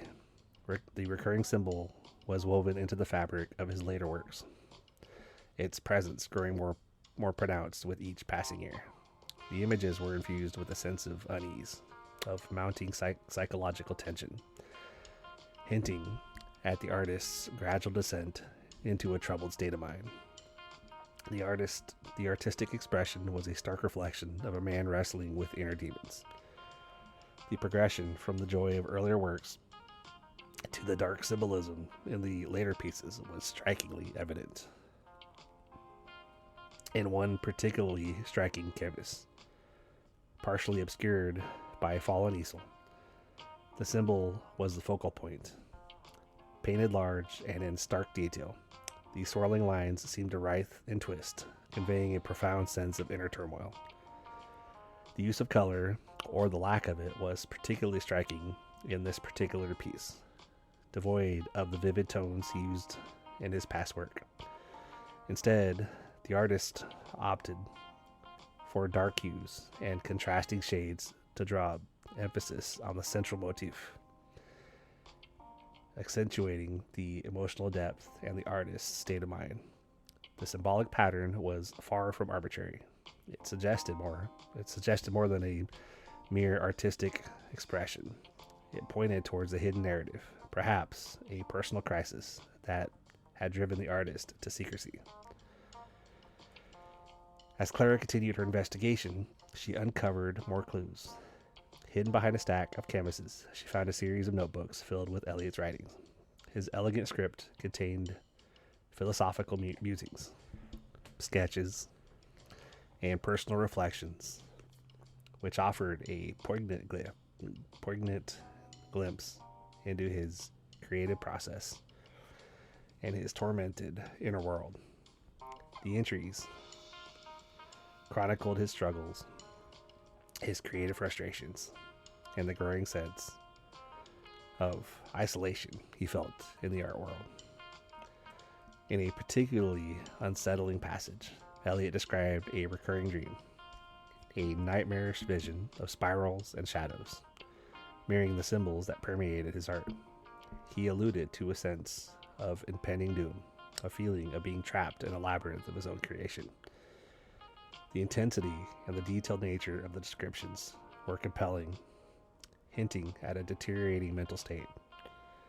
The writings suggested a mind overwhelmed by anxiety and plagued by recurring nightmares, the artist's desperation and internal conflict palpable through the words. The hidden studio, more than just a workspace, had become a character in the narrative. Its dusty canvases, forgotten tools, and cryptic symbols painted a haunting picture of Eliot's final years. It revealed a hidden life, a secret struggle, and a disturbing pattern that cast a dark shadow over the cheerful image of the coastal town. The atmosphere inside the studio was heavy with a lingering sense of despair. The space, a testament to the artist's pain and anguish. Emerging from the studio, the sun already setting, casting long shadows across the landscape, Clara felt a chilling certainty. The puzzle was far from solved, but the pieces she now held, the fragmented insights into Eliot's life and his dark trajectory, pointed towards a far more sinister reality than she had ever imagined. The hidden studio had unveiled a new layer of the mystery, a layer far darker and more ominous than the whispers and rumors she had initially encountered. The journey had just begun, and the path ahead was shrouded in shadows. The truth, like the symbols in Eliot's paintings, seemed to twist and turn, its implications far-reaching and deeply unsettling. The search for Eliot Harper would now take a more perilous and more dangerous route than she had initially anticipated. The wind howled like a banshee that stormy night, a relentless assault on the craggy cliffs overlooking the churning sea. The waves, whipped into a frenzy by the gale, crashed against the rocks with thunderous roars, their icy spray reaching far inland. Clara, huddled in the small, sheltered cove near the hidden studio, felt the raw power of the storm mirroring the turbulent emotions that had consumed Eliot Harper in his final days. The storm was a fitting backdrop to the tragic events that unfolded that night, a chaotic symphony of nature, echoing the discord within the artist's soul. Her investigation had led her to the local inn, the Mariner's Rest, a weathered establishment steeped in the salty air and the whispered secrets of the town. The innkeeper, a stout woman with eyes as deep and blue as the turbulent sea outside, remembered the night vividly. She'd been tending the bar, she recounted, the wind rattling the windows, the rain lashing against the glass. The atmosphere inside was thick with the tension of a storm, a palpable sense of unease hanging in the air. Then she saw him, Eliot Harper, his usually vibrant demeanor replaced by a grim determination, and Jean-Luc Dubois, his rival, his face contorted in a mask of barely suppressed rage. They were arguing, she recalled, her voice low, laced with the ghost of a memory. Words sharp as shards of glass, thrown back and forth. I couldn't hear the details. The storm was too fierce, but I saw the flash of anger in their eyes, the simmering resentment that had always been between them. The innkeeper's account was confirmed, in part by other witnesses. A fisherman mending his nets, a couple sheltering from the storm. All recalled seeing the two men engaged in a heated dispute near the cliff's edge, their silhouettes barely visible against the relentless downpour. Their testimonies, however, were fragmented, distorted by the intensity of the storm and the distance from the event. The details were hazy, the recollections incomplete, painting a picture that was as turbulent and unpredictable as the sea itself. One fisherman claimed to have seen a flash of light, followed by a dark shape tumbling over the cliff, swallowed by the raging sea. Another spoke of hearing a muffled cry lost in the cacophony of the wind and the waves. A third swore he saw Jean-Luc fleeing the scene, his face, pale and etched with fear, hurrying away into the darkness as the storm raged. These fragmented accounts, though contradictory in some aspects, painted a consistent picture of a violent confrontation. The question remained, was it a tragic accident, a desperate suicide attempt, or a meticulously planned murder masked as a tragic fall? The storm itself became a convenient accomplice, obscuring the truth, washing away any evidence that might have survived its fury. Clara revisited the cliffside, the remnants of the storm still visible in the battered landscape. The wind still whipped around her, carried the scent of salt and seaweed, a reminder of the night's violence. She meticulously examined the area, searching for any trace of the events that transpired. A discarded object, a broken branch, a footprint in the mud, anything that might offer a more definitive answer. The search was arduous, the terrain treacherous. The cliff face, scarred by the relentless pounding of the waves, was perilous. The storm had left its mark. Loose rocks lay scattered everywhere, and the ground was soaked and slippery. Each step required careful consideration, but Clara pressed on, driven by her unwavering determination to uncover the truth. The mystery of Elliot's disappearance was no longer a mere artistic enigma. It was a potential crime, a tragedy shrouded in a veil of conflicting narratives and a storm-tossed night. She discovered a small, broken piece of wood, oddly carved with a familiar symbol, the swirling pattern she had encountered in Elliot's hidden studio. This seemingly insignificant piece of debris, partially buried in the mud, offered a tantalizing clue, linking the artist's secret sanctuary to the events of the fatal night. In her research, Clara also unearthed a series of letters between Elliot and Jean-Luc. The correspondence revealed a bitter rivalry, a constant battle for recognition and dominance within the art world. The letters, filled with accusations, recriminations, and thinly veiled threats, were a testament to a relationship steeped in envy, resentment, and the cutthroat competitiveness of the art scene. The letters revealed a pattern of escalating hostility, culminating in a series of increasingly hostile encounters, culminating in the stormy night. The letters suggested that Jean-Luc had been increasingly jealous of Elliot's success, his bitterness evident in every word he wrote. The letters became increasingly volatile, the language harsher and more accusatory with each passing exchange.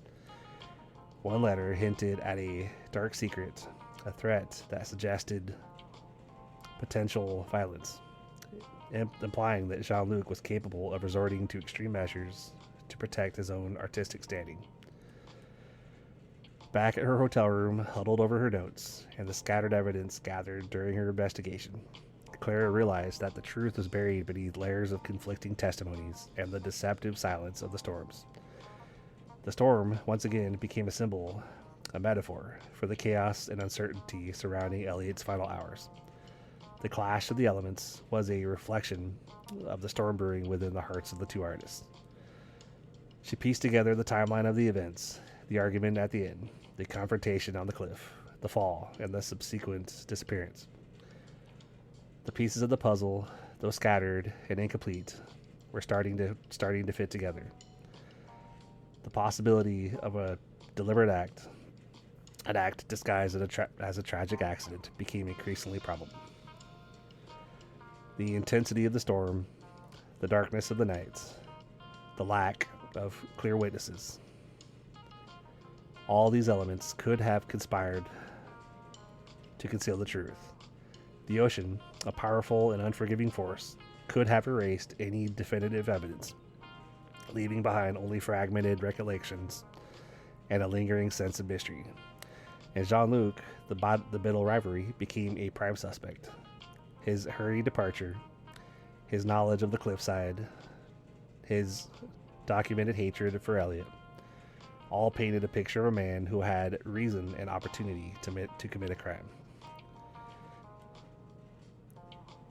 As Clara stared out the window, the storm having subsided, leaving behind a calm, star-studded sky, she realized that the stormy night of Elliot's disappearance was not merely a backdrop to a tragedy.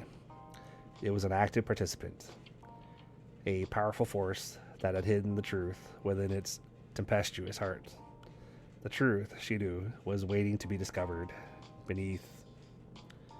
buried beneath layers of deception, just as Elliot's hidden studio held his artistic secrets in its shadowy depths. The investigation was far from over. It was about to enter its most dangerous and challenging phase. The path to justice, it seemed, was as treacherous and unpredictable as the ocean itself. But Clara, armed with her determination, her knowledge of art, and a newfound resolve to unravel the truth, was ready to face the storm. Part 3. Unveiling the masterpiece. The next morning dawned clear and bright, a stark contrast to the tempestuous night that had held the key to Elliot Harper's disappearance. Clara, armed with the chilling knowledge gleaned from the letters and the fragmented testimonies, made her way back to the secluded cove, the same spot where she had initially stumbled upon the hidden studio and the melancholic portrait that had ignited her investigation. The air hummed with a quiet energy, the calmness of the day, a deceptive veil over the storm of emotions that still raged within her. She found Jean-Luc Dubois waiting. He stood amidst the scattered rocks and the wind-swept grasses, his back to her, his silhouette etched against the vibrant azure of the morning sky.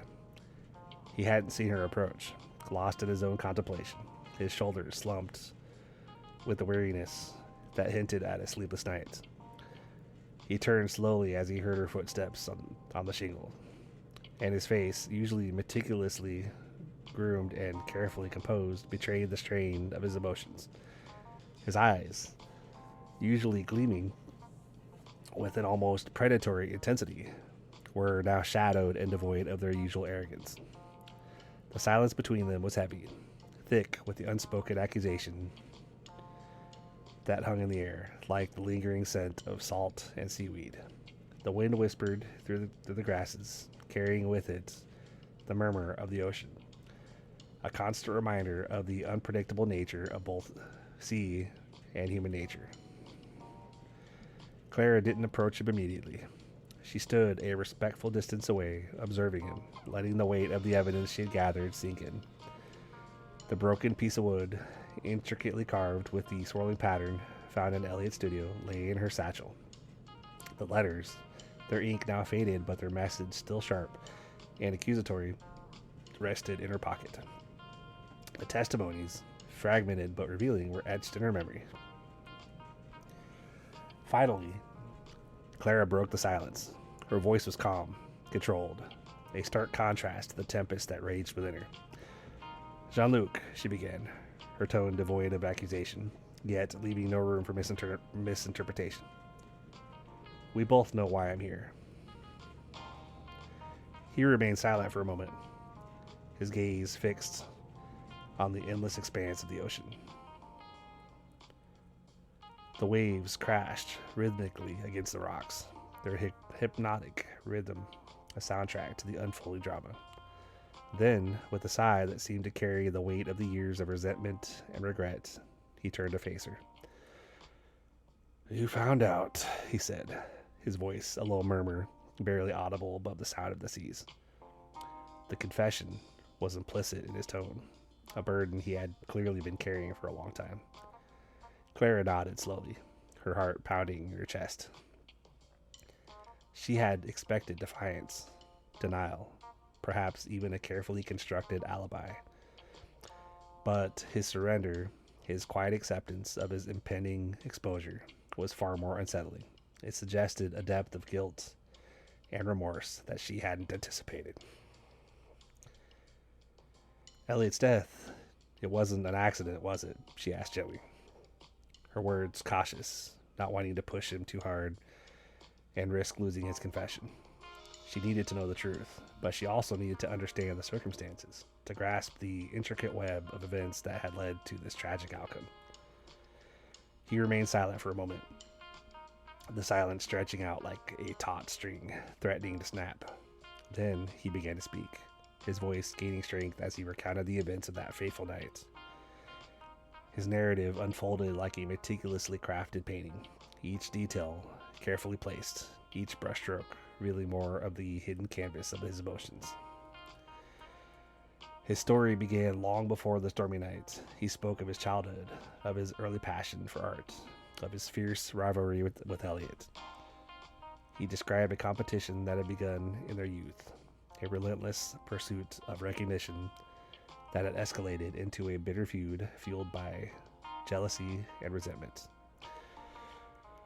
"We were both brilliant," he admitted, his voice tinged with a hint of bitterness, a trace of the old arrogance still flickering in his eyes.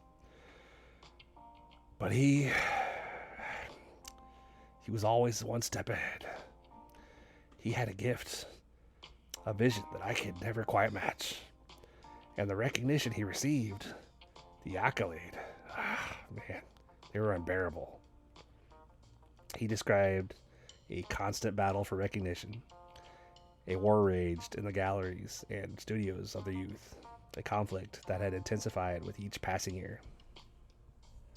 Each successful exhibition, the competition had spilled over into their personal lives, poisoning their relationships and eroding their friendship.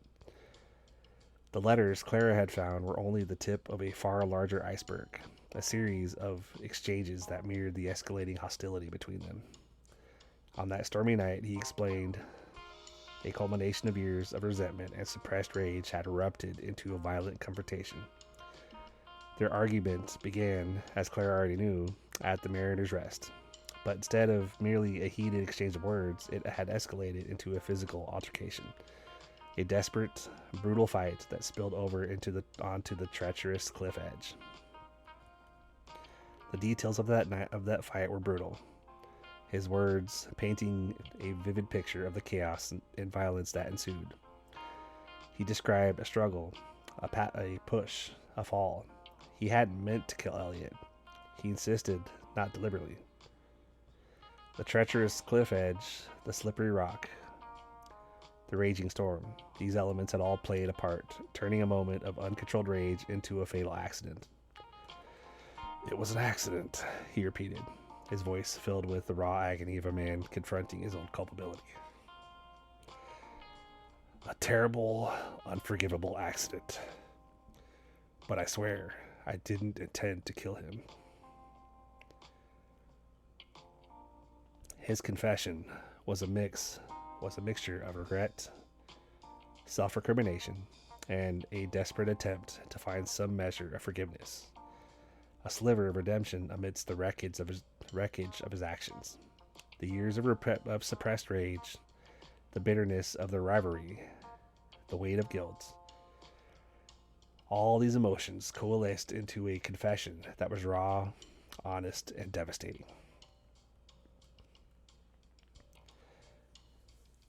Clara listened intently, her heart heavy with the weight of his words. The truth, as it always does, was complex and nuanced, a mixture of accident and intent, of betrayal and jealousy, of the human capacity for both profound love and profound destruction. Elliot's death was a tragedy, certainly, but one whose roots lay far deeper than the violent storm on that fateful night. It was a tragedy born from the bitter rivalry between two brilliant minds, two passionate artists whose competition had twisted into a destructive force. The confrontation concluded not with a triumphant moment of arrest, but with a quiet understanding. Jean-Luc's confession brought a sense of closure, even if it left deep scars. The case was essentially solved, though no legal charges were pressed, a fact that haunted Clara long after. She had solved the mystery of Elliot Harper's disappearance, uncovering a truth that was both shocking and surprisingly compassionate. The true masterpiece, as she had suspected, wasn't the painting itself, but the intricate tapestry of human emotions and memories it evoked. A tapestry woven with threads of love, loss, ambition, and ultimately forgiveness. The storm had subsided, leaving behind a quiet calm. The sea, a mirror reflecting the turbulent depths of the human heart.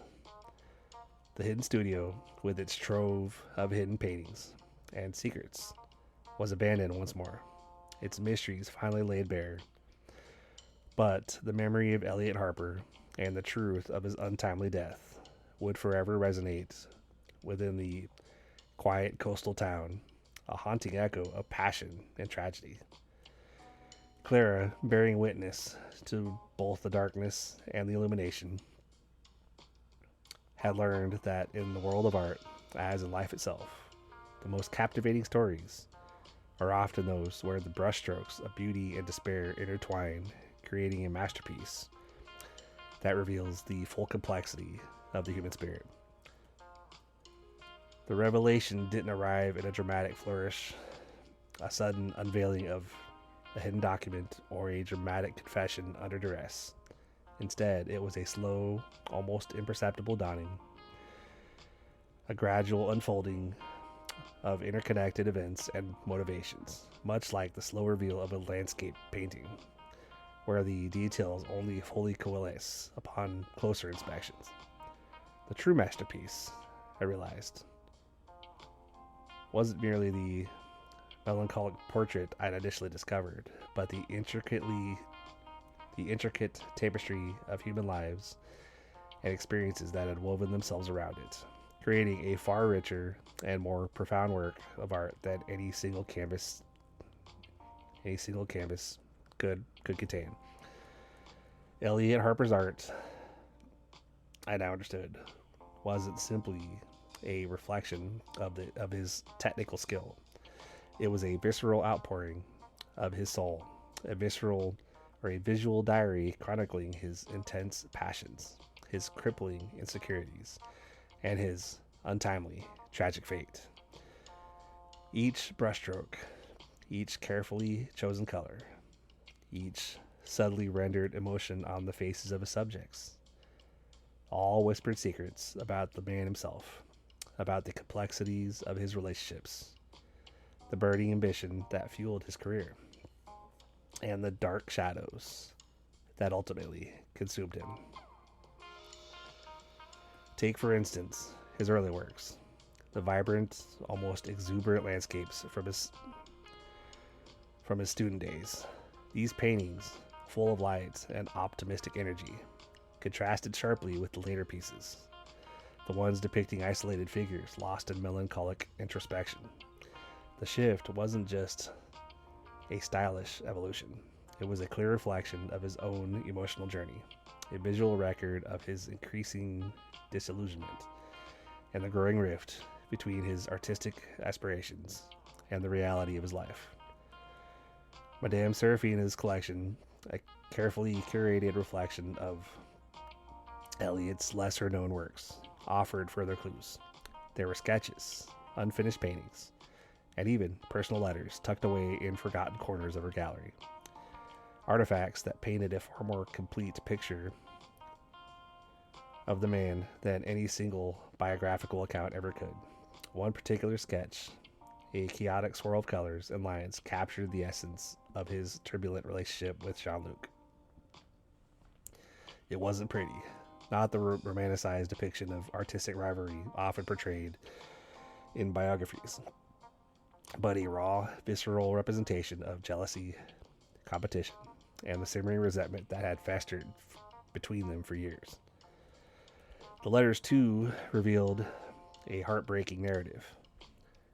They weren't simply venomous exchanges, as I had initially perceived them, but a complex interplay of admiration, envy, and ultimately a desperate plea for understanding and reconciliation.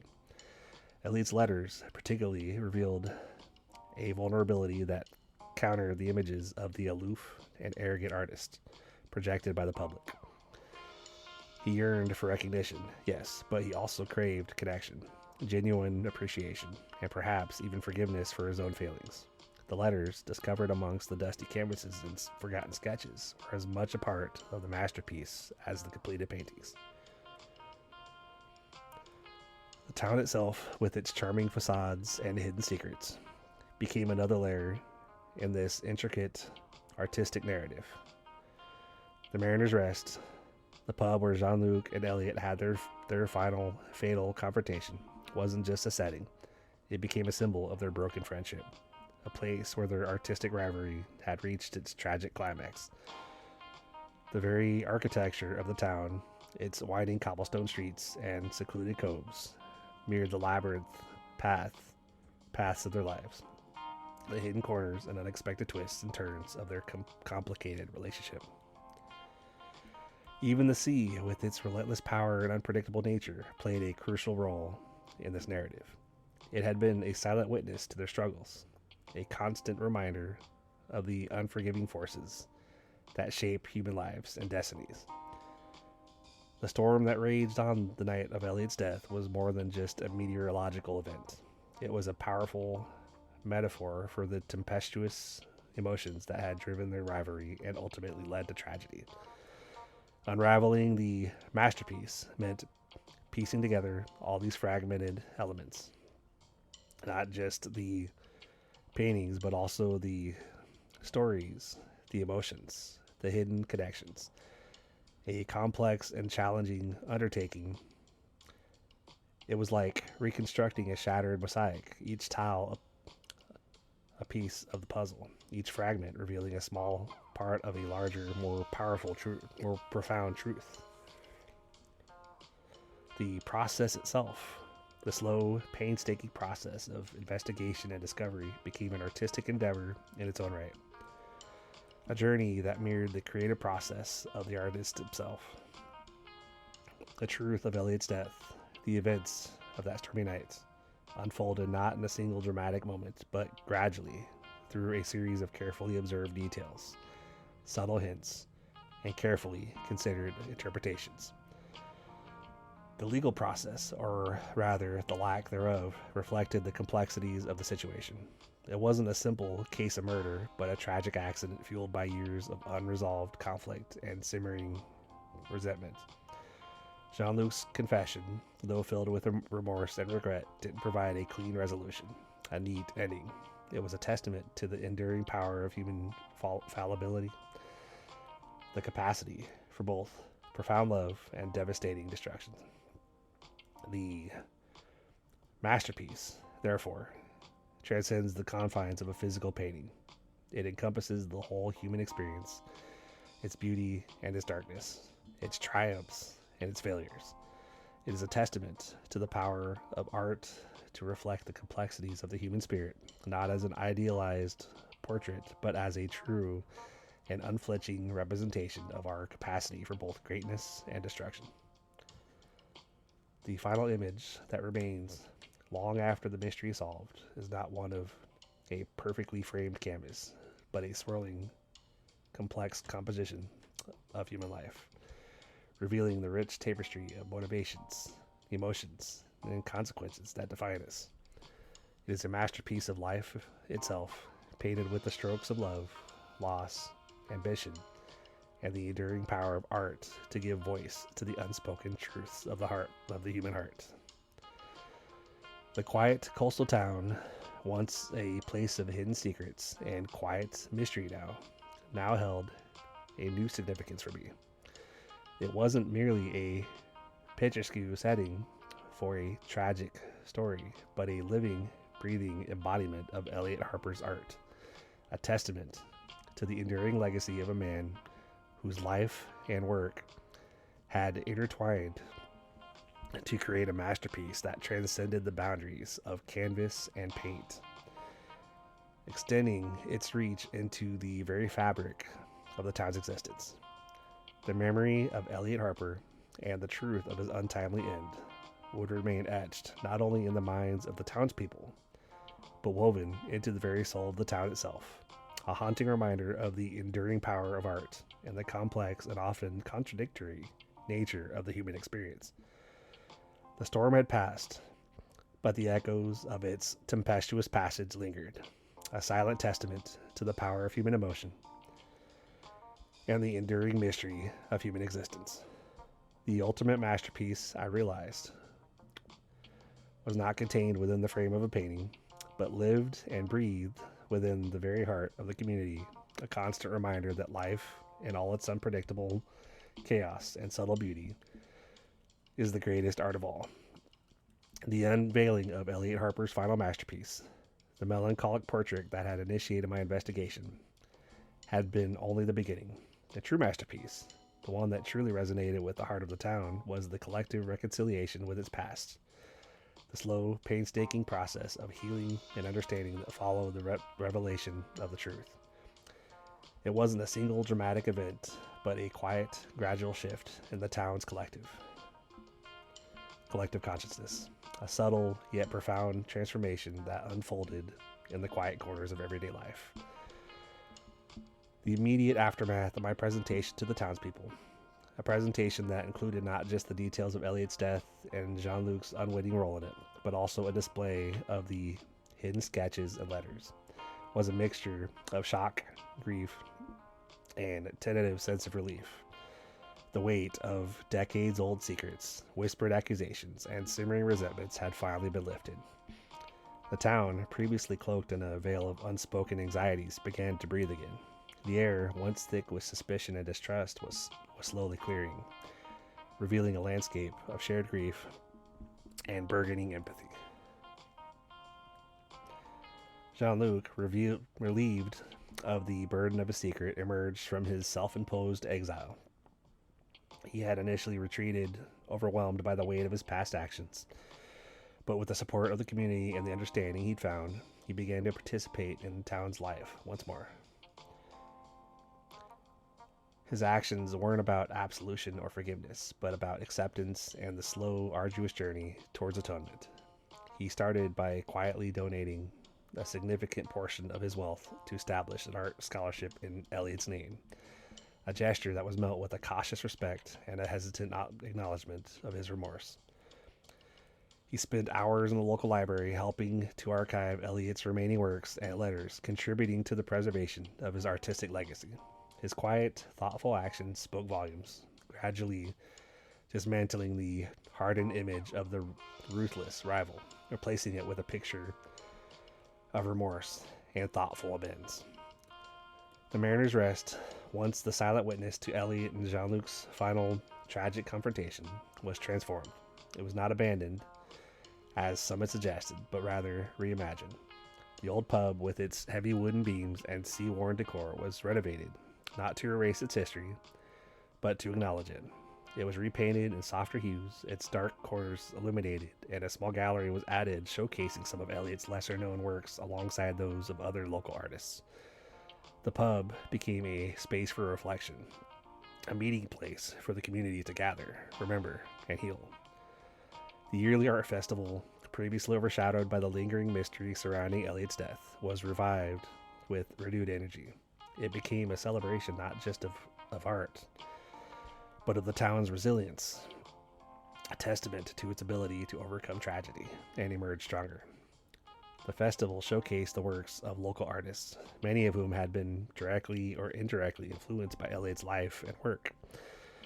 It was a vibrant tapestry of colors, emotions, and creative expressions, a powerful symbol of the town's renewed spirit. Clara, now considered an honorary resident, played a significant role in curating the exhibition, working alongside Jean-Luc and Madame Serafina, who surprisingly became a passionate advocate for the town's recovery.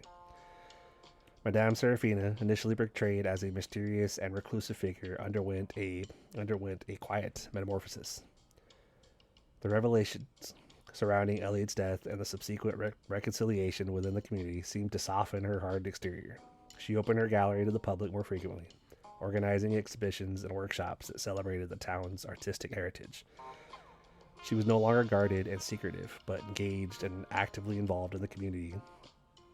She even donated several of Elliot's most significant works to the newly established town's museum, ensuring that his art would be preserved for generations to come. Her transformation reflected the collective healing that was taking place within the community. The town's reconciliation wasn't merely about resolving a single mystery. It was about confronting a shared past, acknowledging past mistakes, and forging a new path forward. It was a process of collective forgiveness, a gradual letting go of resentment and suspicion. Children played freely in the streets, their laughter echoing through the once silent corners, a clear indication that the weight of the past had been lifted. The older generation, previously trapped in the shadows of unresolved grief and suspicion, began to engage in conversations they'd avoided for decades, their stories and shared memories weaving a new tapestry of understanding. The process was slow and complex, marked by moments of tension and setbacks. There were still lingering questions, unresolved emotions, and the inevitable challenges of healing from deep-seated trauma. But the community's commitment to truth, compassion, and reconciliation was undeniable. They had learned to acknowledge the darkness of their past without being consumed by it, choosing to embrace the light of hope and understanding that emerged from the shadow of tragedy. They understood that the true masterpiece wasn't just Elliot's paintings, but the way they, as a community, had responded to the truth, transforming tragedy into a catalyst for healing, forgiveness, and renewed strength. The transformation of the town was not just a physical one. It was a profound change in its cultural landscape. The once secretive community became more open and welcoming, embracing its history with both honesty and hope.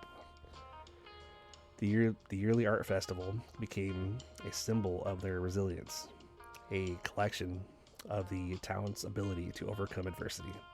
The renovated Mariner's Rest, with its gallery showcasing the art of Elliot and other local artists, became a cultural hub, a testament to the power of art to heal and unite. The collective memory of the town shifted, no longer defined by Elliot's tragic end, but by its collective response to the truth. A testament to its resilience and unwavering determination to heal. My own role in this process was a subtle one, but one I felt deeply. I had been a catalyst, a facilitator of truth, but the true architects of this transformation were the townspeople themselves. They had faced their past, acknowledged their mistakes, and chosen to heal, to reconcile, and to move forward together. The ultimate masterpiece wasn't the painting, nor the mystery surrounding it, but the enduring power of community, the resilience of the human spirit, and the capacity of human beings to overcome darkness and embrace hope. The town,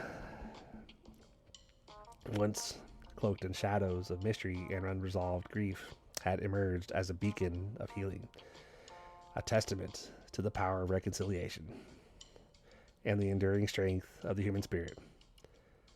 The town and its people had painted their own masterpiece, a masterpiece of resilience, forgiveness, and the triumph of hope over adversity. The air, once heavy with unspoken secrets, was now filled with the light of a shared future, built on the foundation of a truthfully revealed past. The echoes of the storms that had once raged over their lives now whispered of peace and reconciliation. A gentle reminder that even in the darkest times, the human spirit, like a great masterpiece, endures. The final pieces of the puzzle had fallen into place, revealing a truth far more intricate and emotionally resonant than I could have ever anticipated.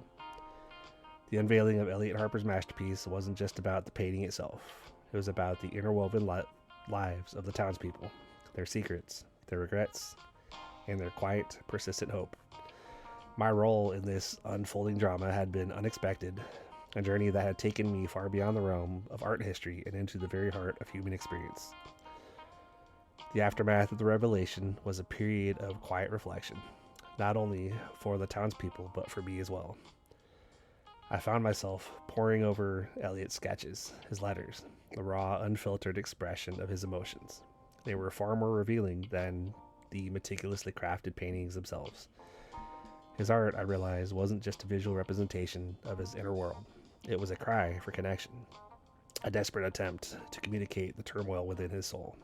His brushstrokes were not just marks on canvas. They were the echoes of his art, of his heart, the fingerprints of his pain and yearning.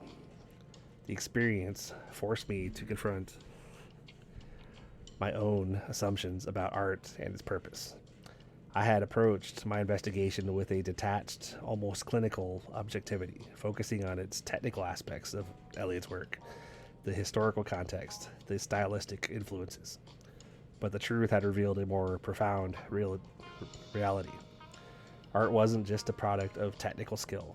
It was a profound human endeavor, imbued with the artist's emotions, experiences, and struggles. Eliot's work wasn't just beautiful.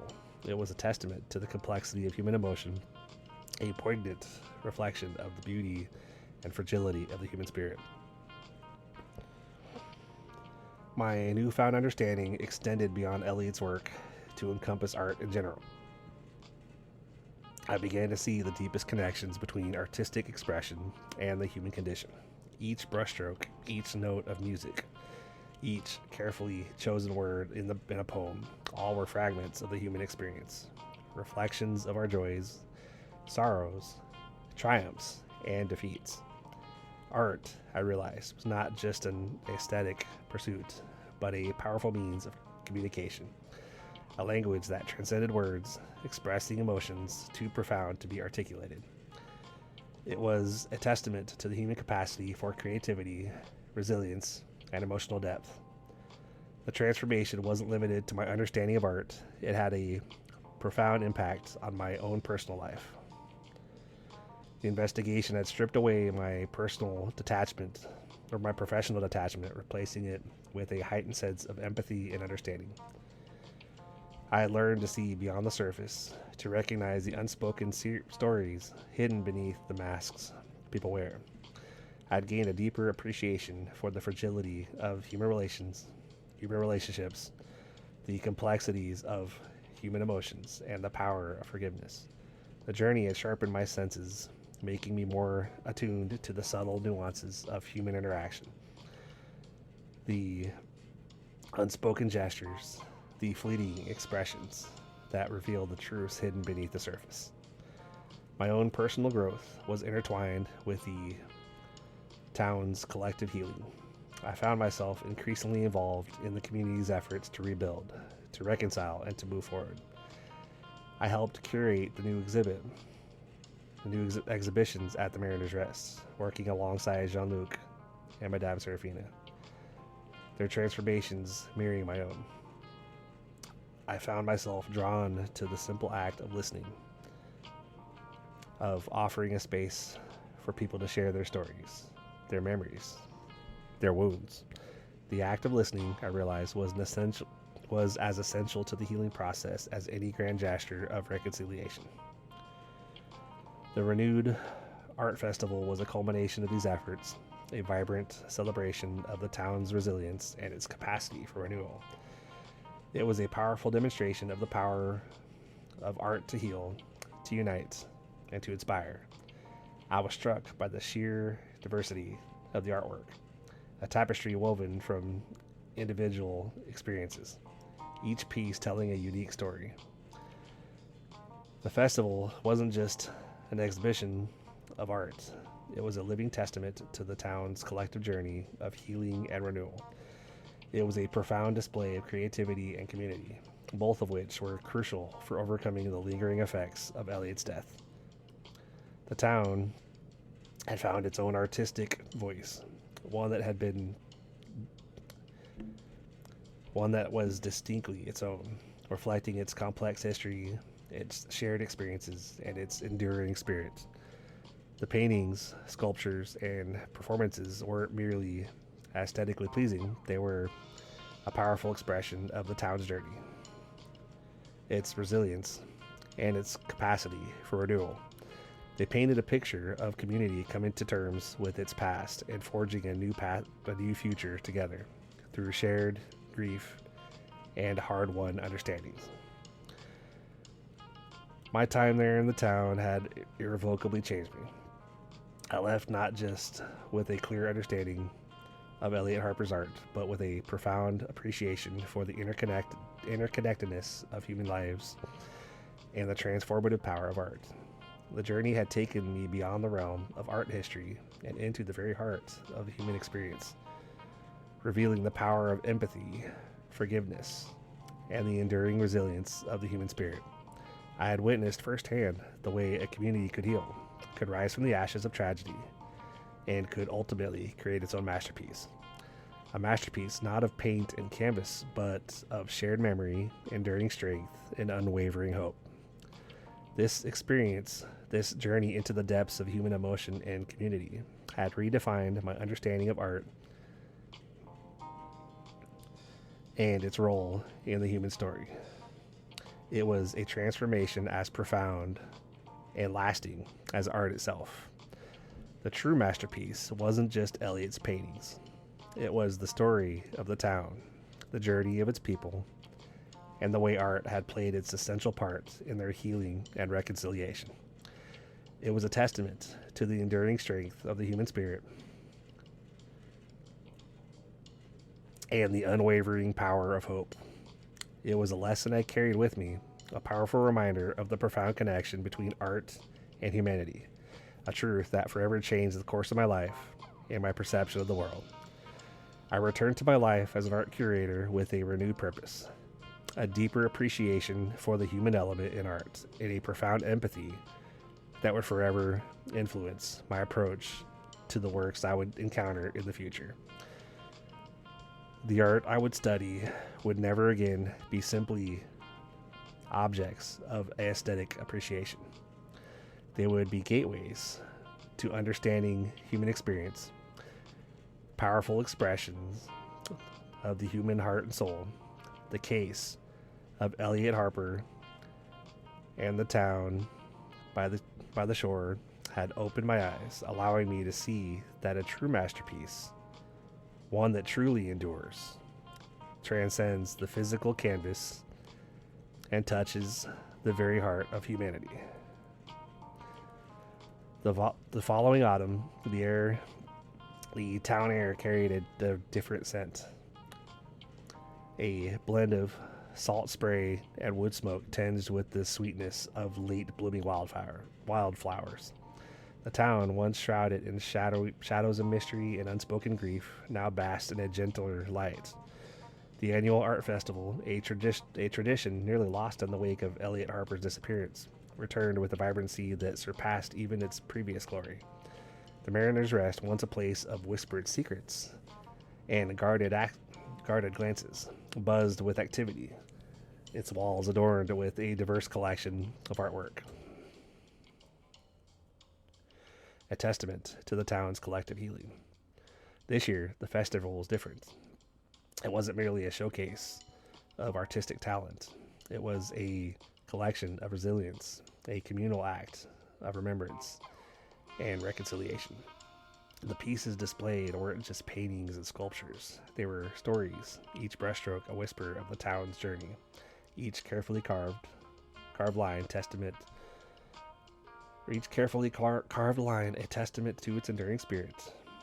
There were portraits that captured the essence of the townsfolk, their faces etched with a newfound serenity, their eyes reflecting a deeper understanding of themselves and the community. There were landscapes that depicted the beauty of the coastline, the rugged cliffs, and the endless expanse of the oceans, mirroring the town's own journey through stormy seas to calm waters. And then there were abstract works, vibrant explosions of color and emotion, reflecting the complex tapestry of feelings that had woven together the town's collective experience. Jean Luc, his face no longer etched with suspicion, but radiating warmth, stood proudly by his display. His sculpture, his sculptures, once stark and austere, now possessed a lyrical quality, imbued with a newfound lightness and joy. He had found his voice again, channeling his grief and his renewed hope into his art.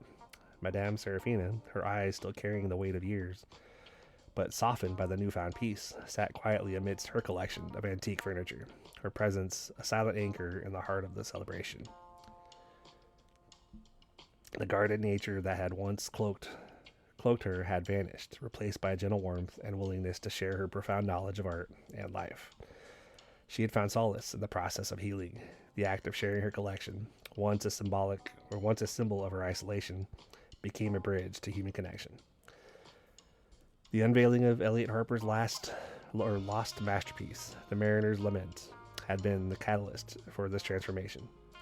Its discovery hadn't merely solved a mystery, it had opened a dialogue, a process of self-reflection and communal healing. The painting, once an enigma, now served as a powerful symbol of the town's journey, a reminder of their shared experiences and their resilience in the face of adversity. Its melancholic beauty resonated deeply with the townspeople, allowing them to process their collective grief and to find solace in the shared sorrow. The painting's presence wasn't an indictment of the past, but a cornerstone for the future, a testament to the town's ability to confront its history and to emerge stronger from it. My role in all this had been, at times, unexpected, even humbling. I had arrived in town with a detached, scholarly curiosity, a desire to unravel the mystery surrounding Elliot Harper. I had focused on the technical aspects of his art, his stylistic influences, the historical context, hoping that the clues lay within the strokes of his brush, the palette of his colors, the composition of his pieces. But what I found was far more profound than any artistic analysis could have revealed. I had uncovered a network of human stories, stories of love and loss, betrayal and forgiveness, hope and despair.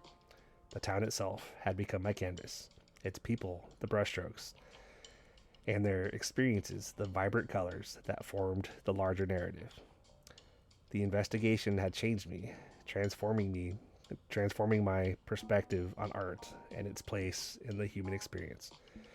It had taught me the importance of empathy, the profound healing power of a shared grief, the strength found in community.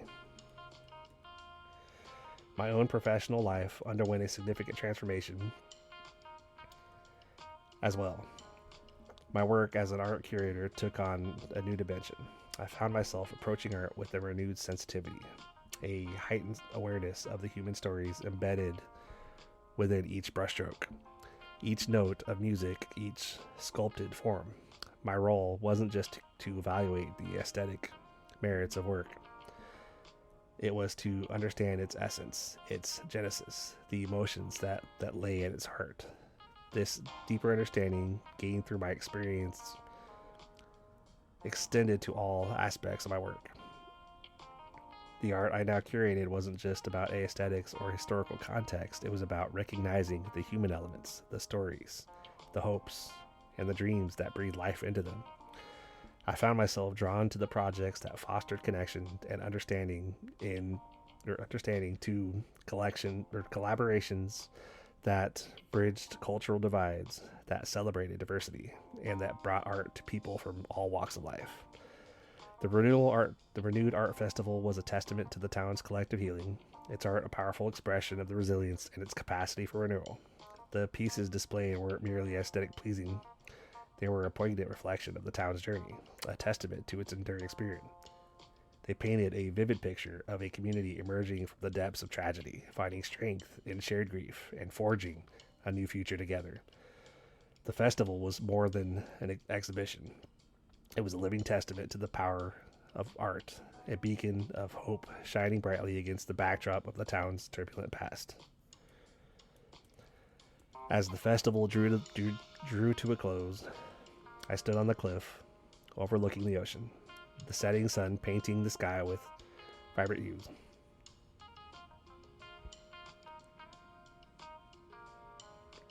Of orange and purple. The sound of the waves crashing against the rocks was a soothing balm, a reminder of the enduring power of nature to heal and renew.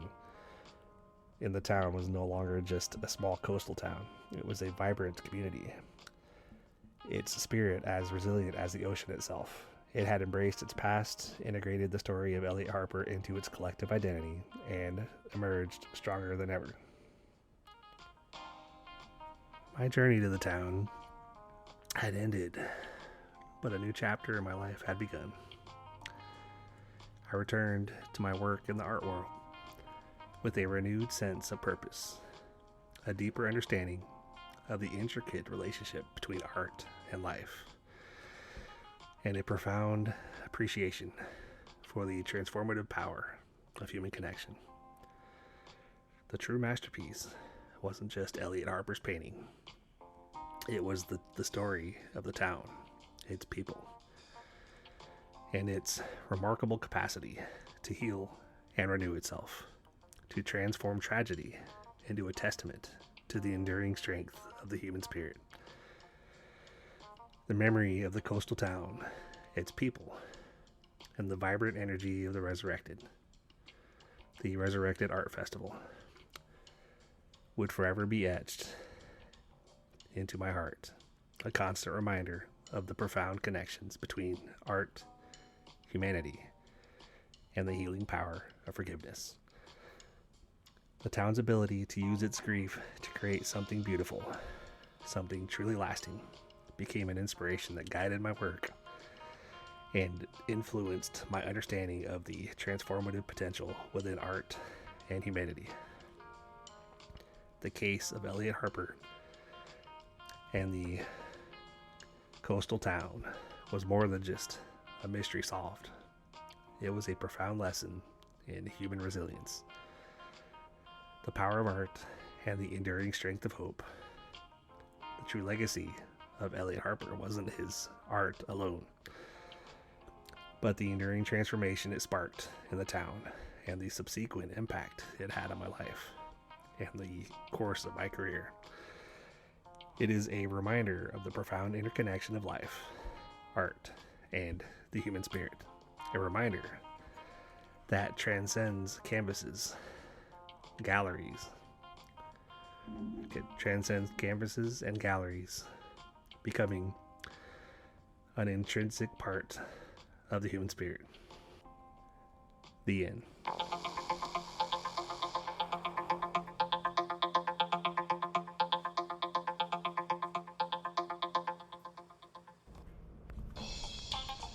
Hey guys, welcome back. So, hope you guys enjoyed this week's Storytime Friday episode. Kind of a rough one towards the end because I kind of literally didn't have a chance earlier in the week to do it. So, literally it's like late Friday morning, early Friday afternoon when I'm getting this done or whatever. So, mainly just figured, alright, gonna get home and do it, But anyway, gonna keep this short and sweet because, not gonna lie, I gotta get to bed and get prepared for tonight for work. But you know what I always say, guys, keep pushing forward, keep believing. Believe you can, believe you will, and you're already halfway there, and then you just have to go out there and do it.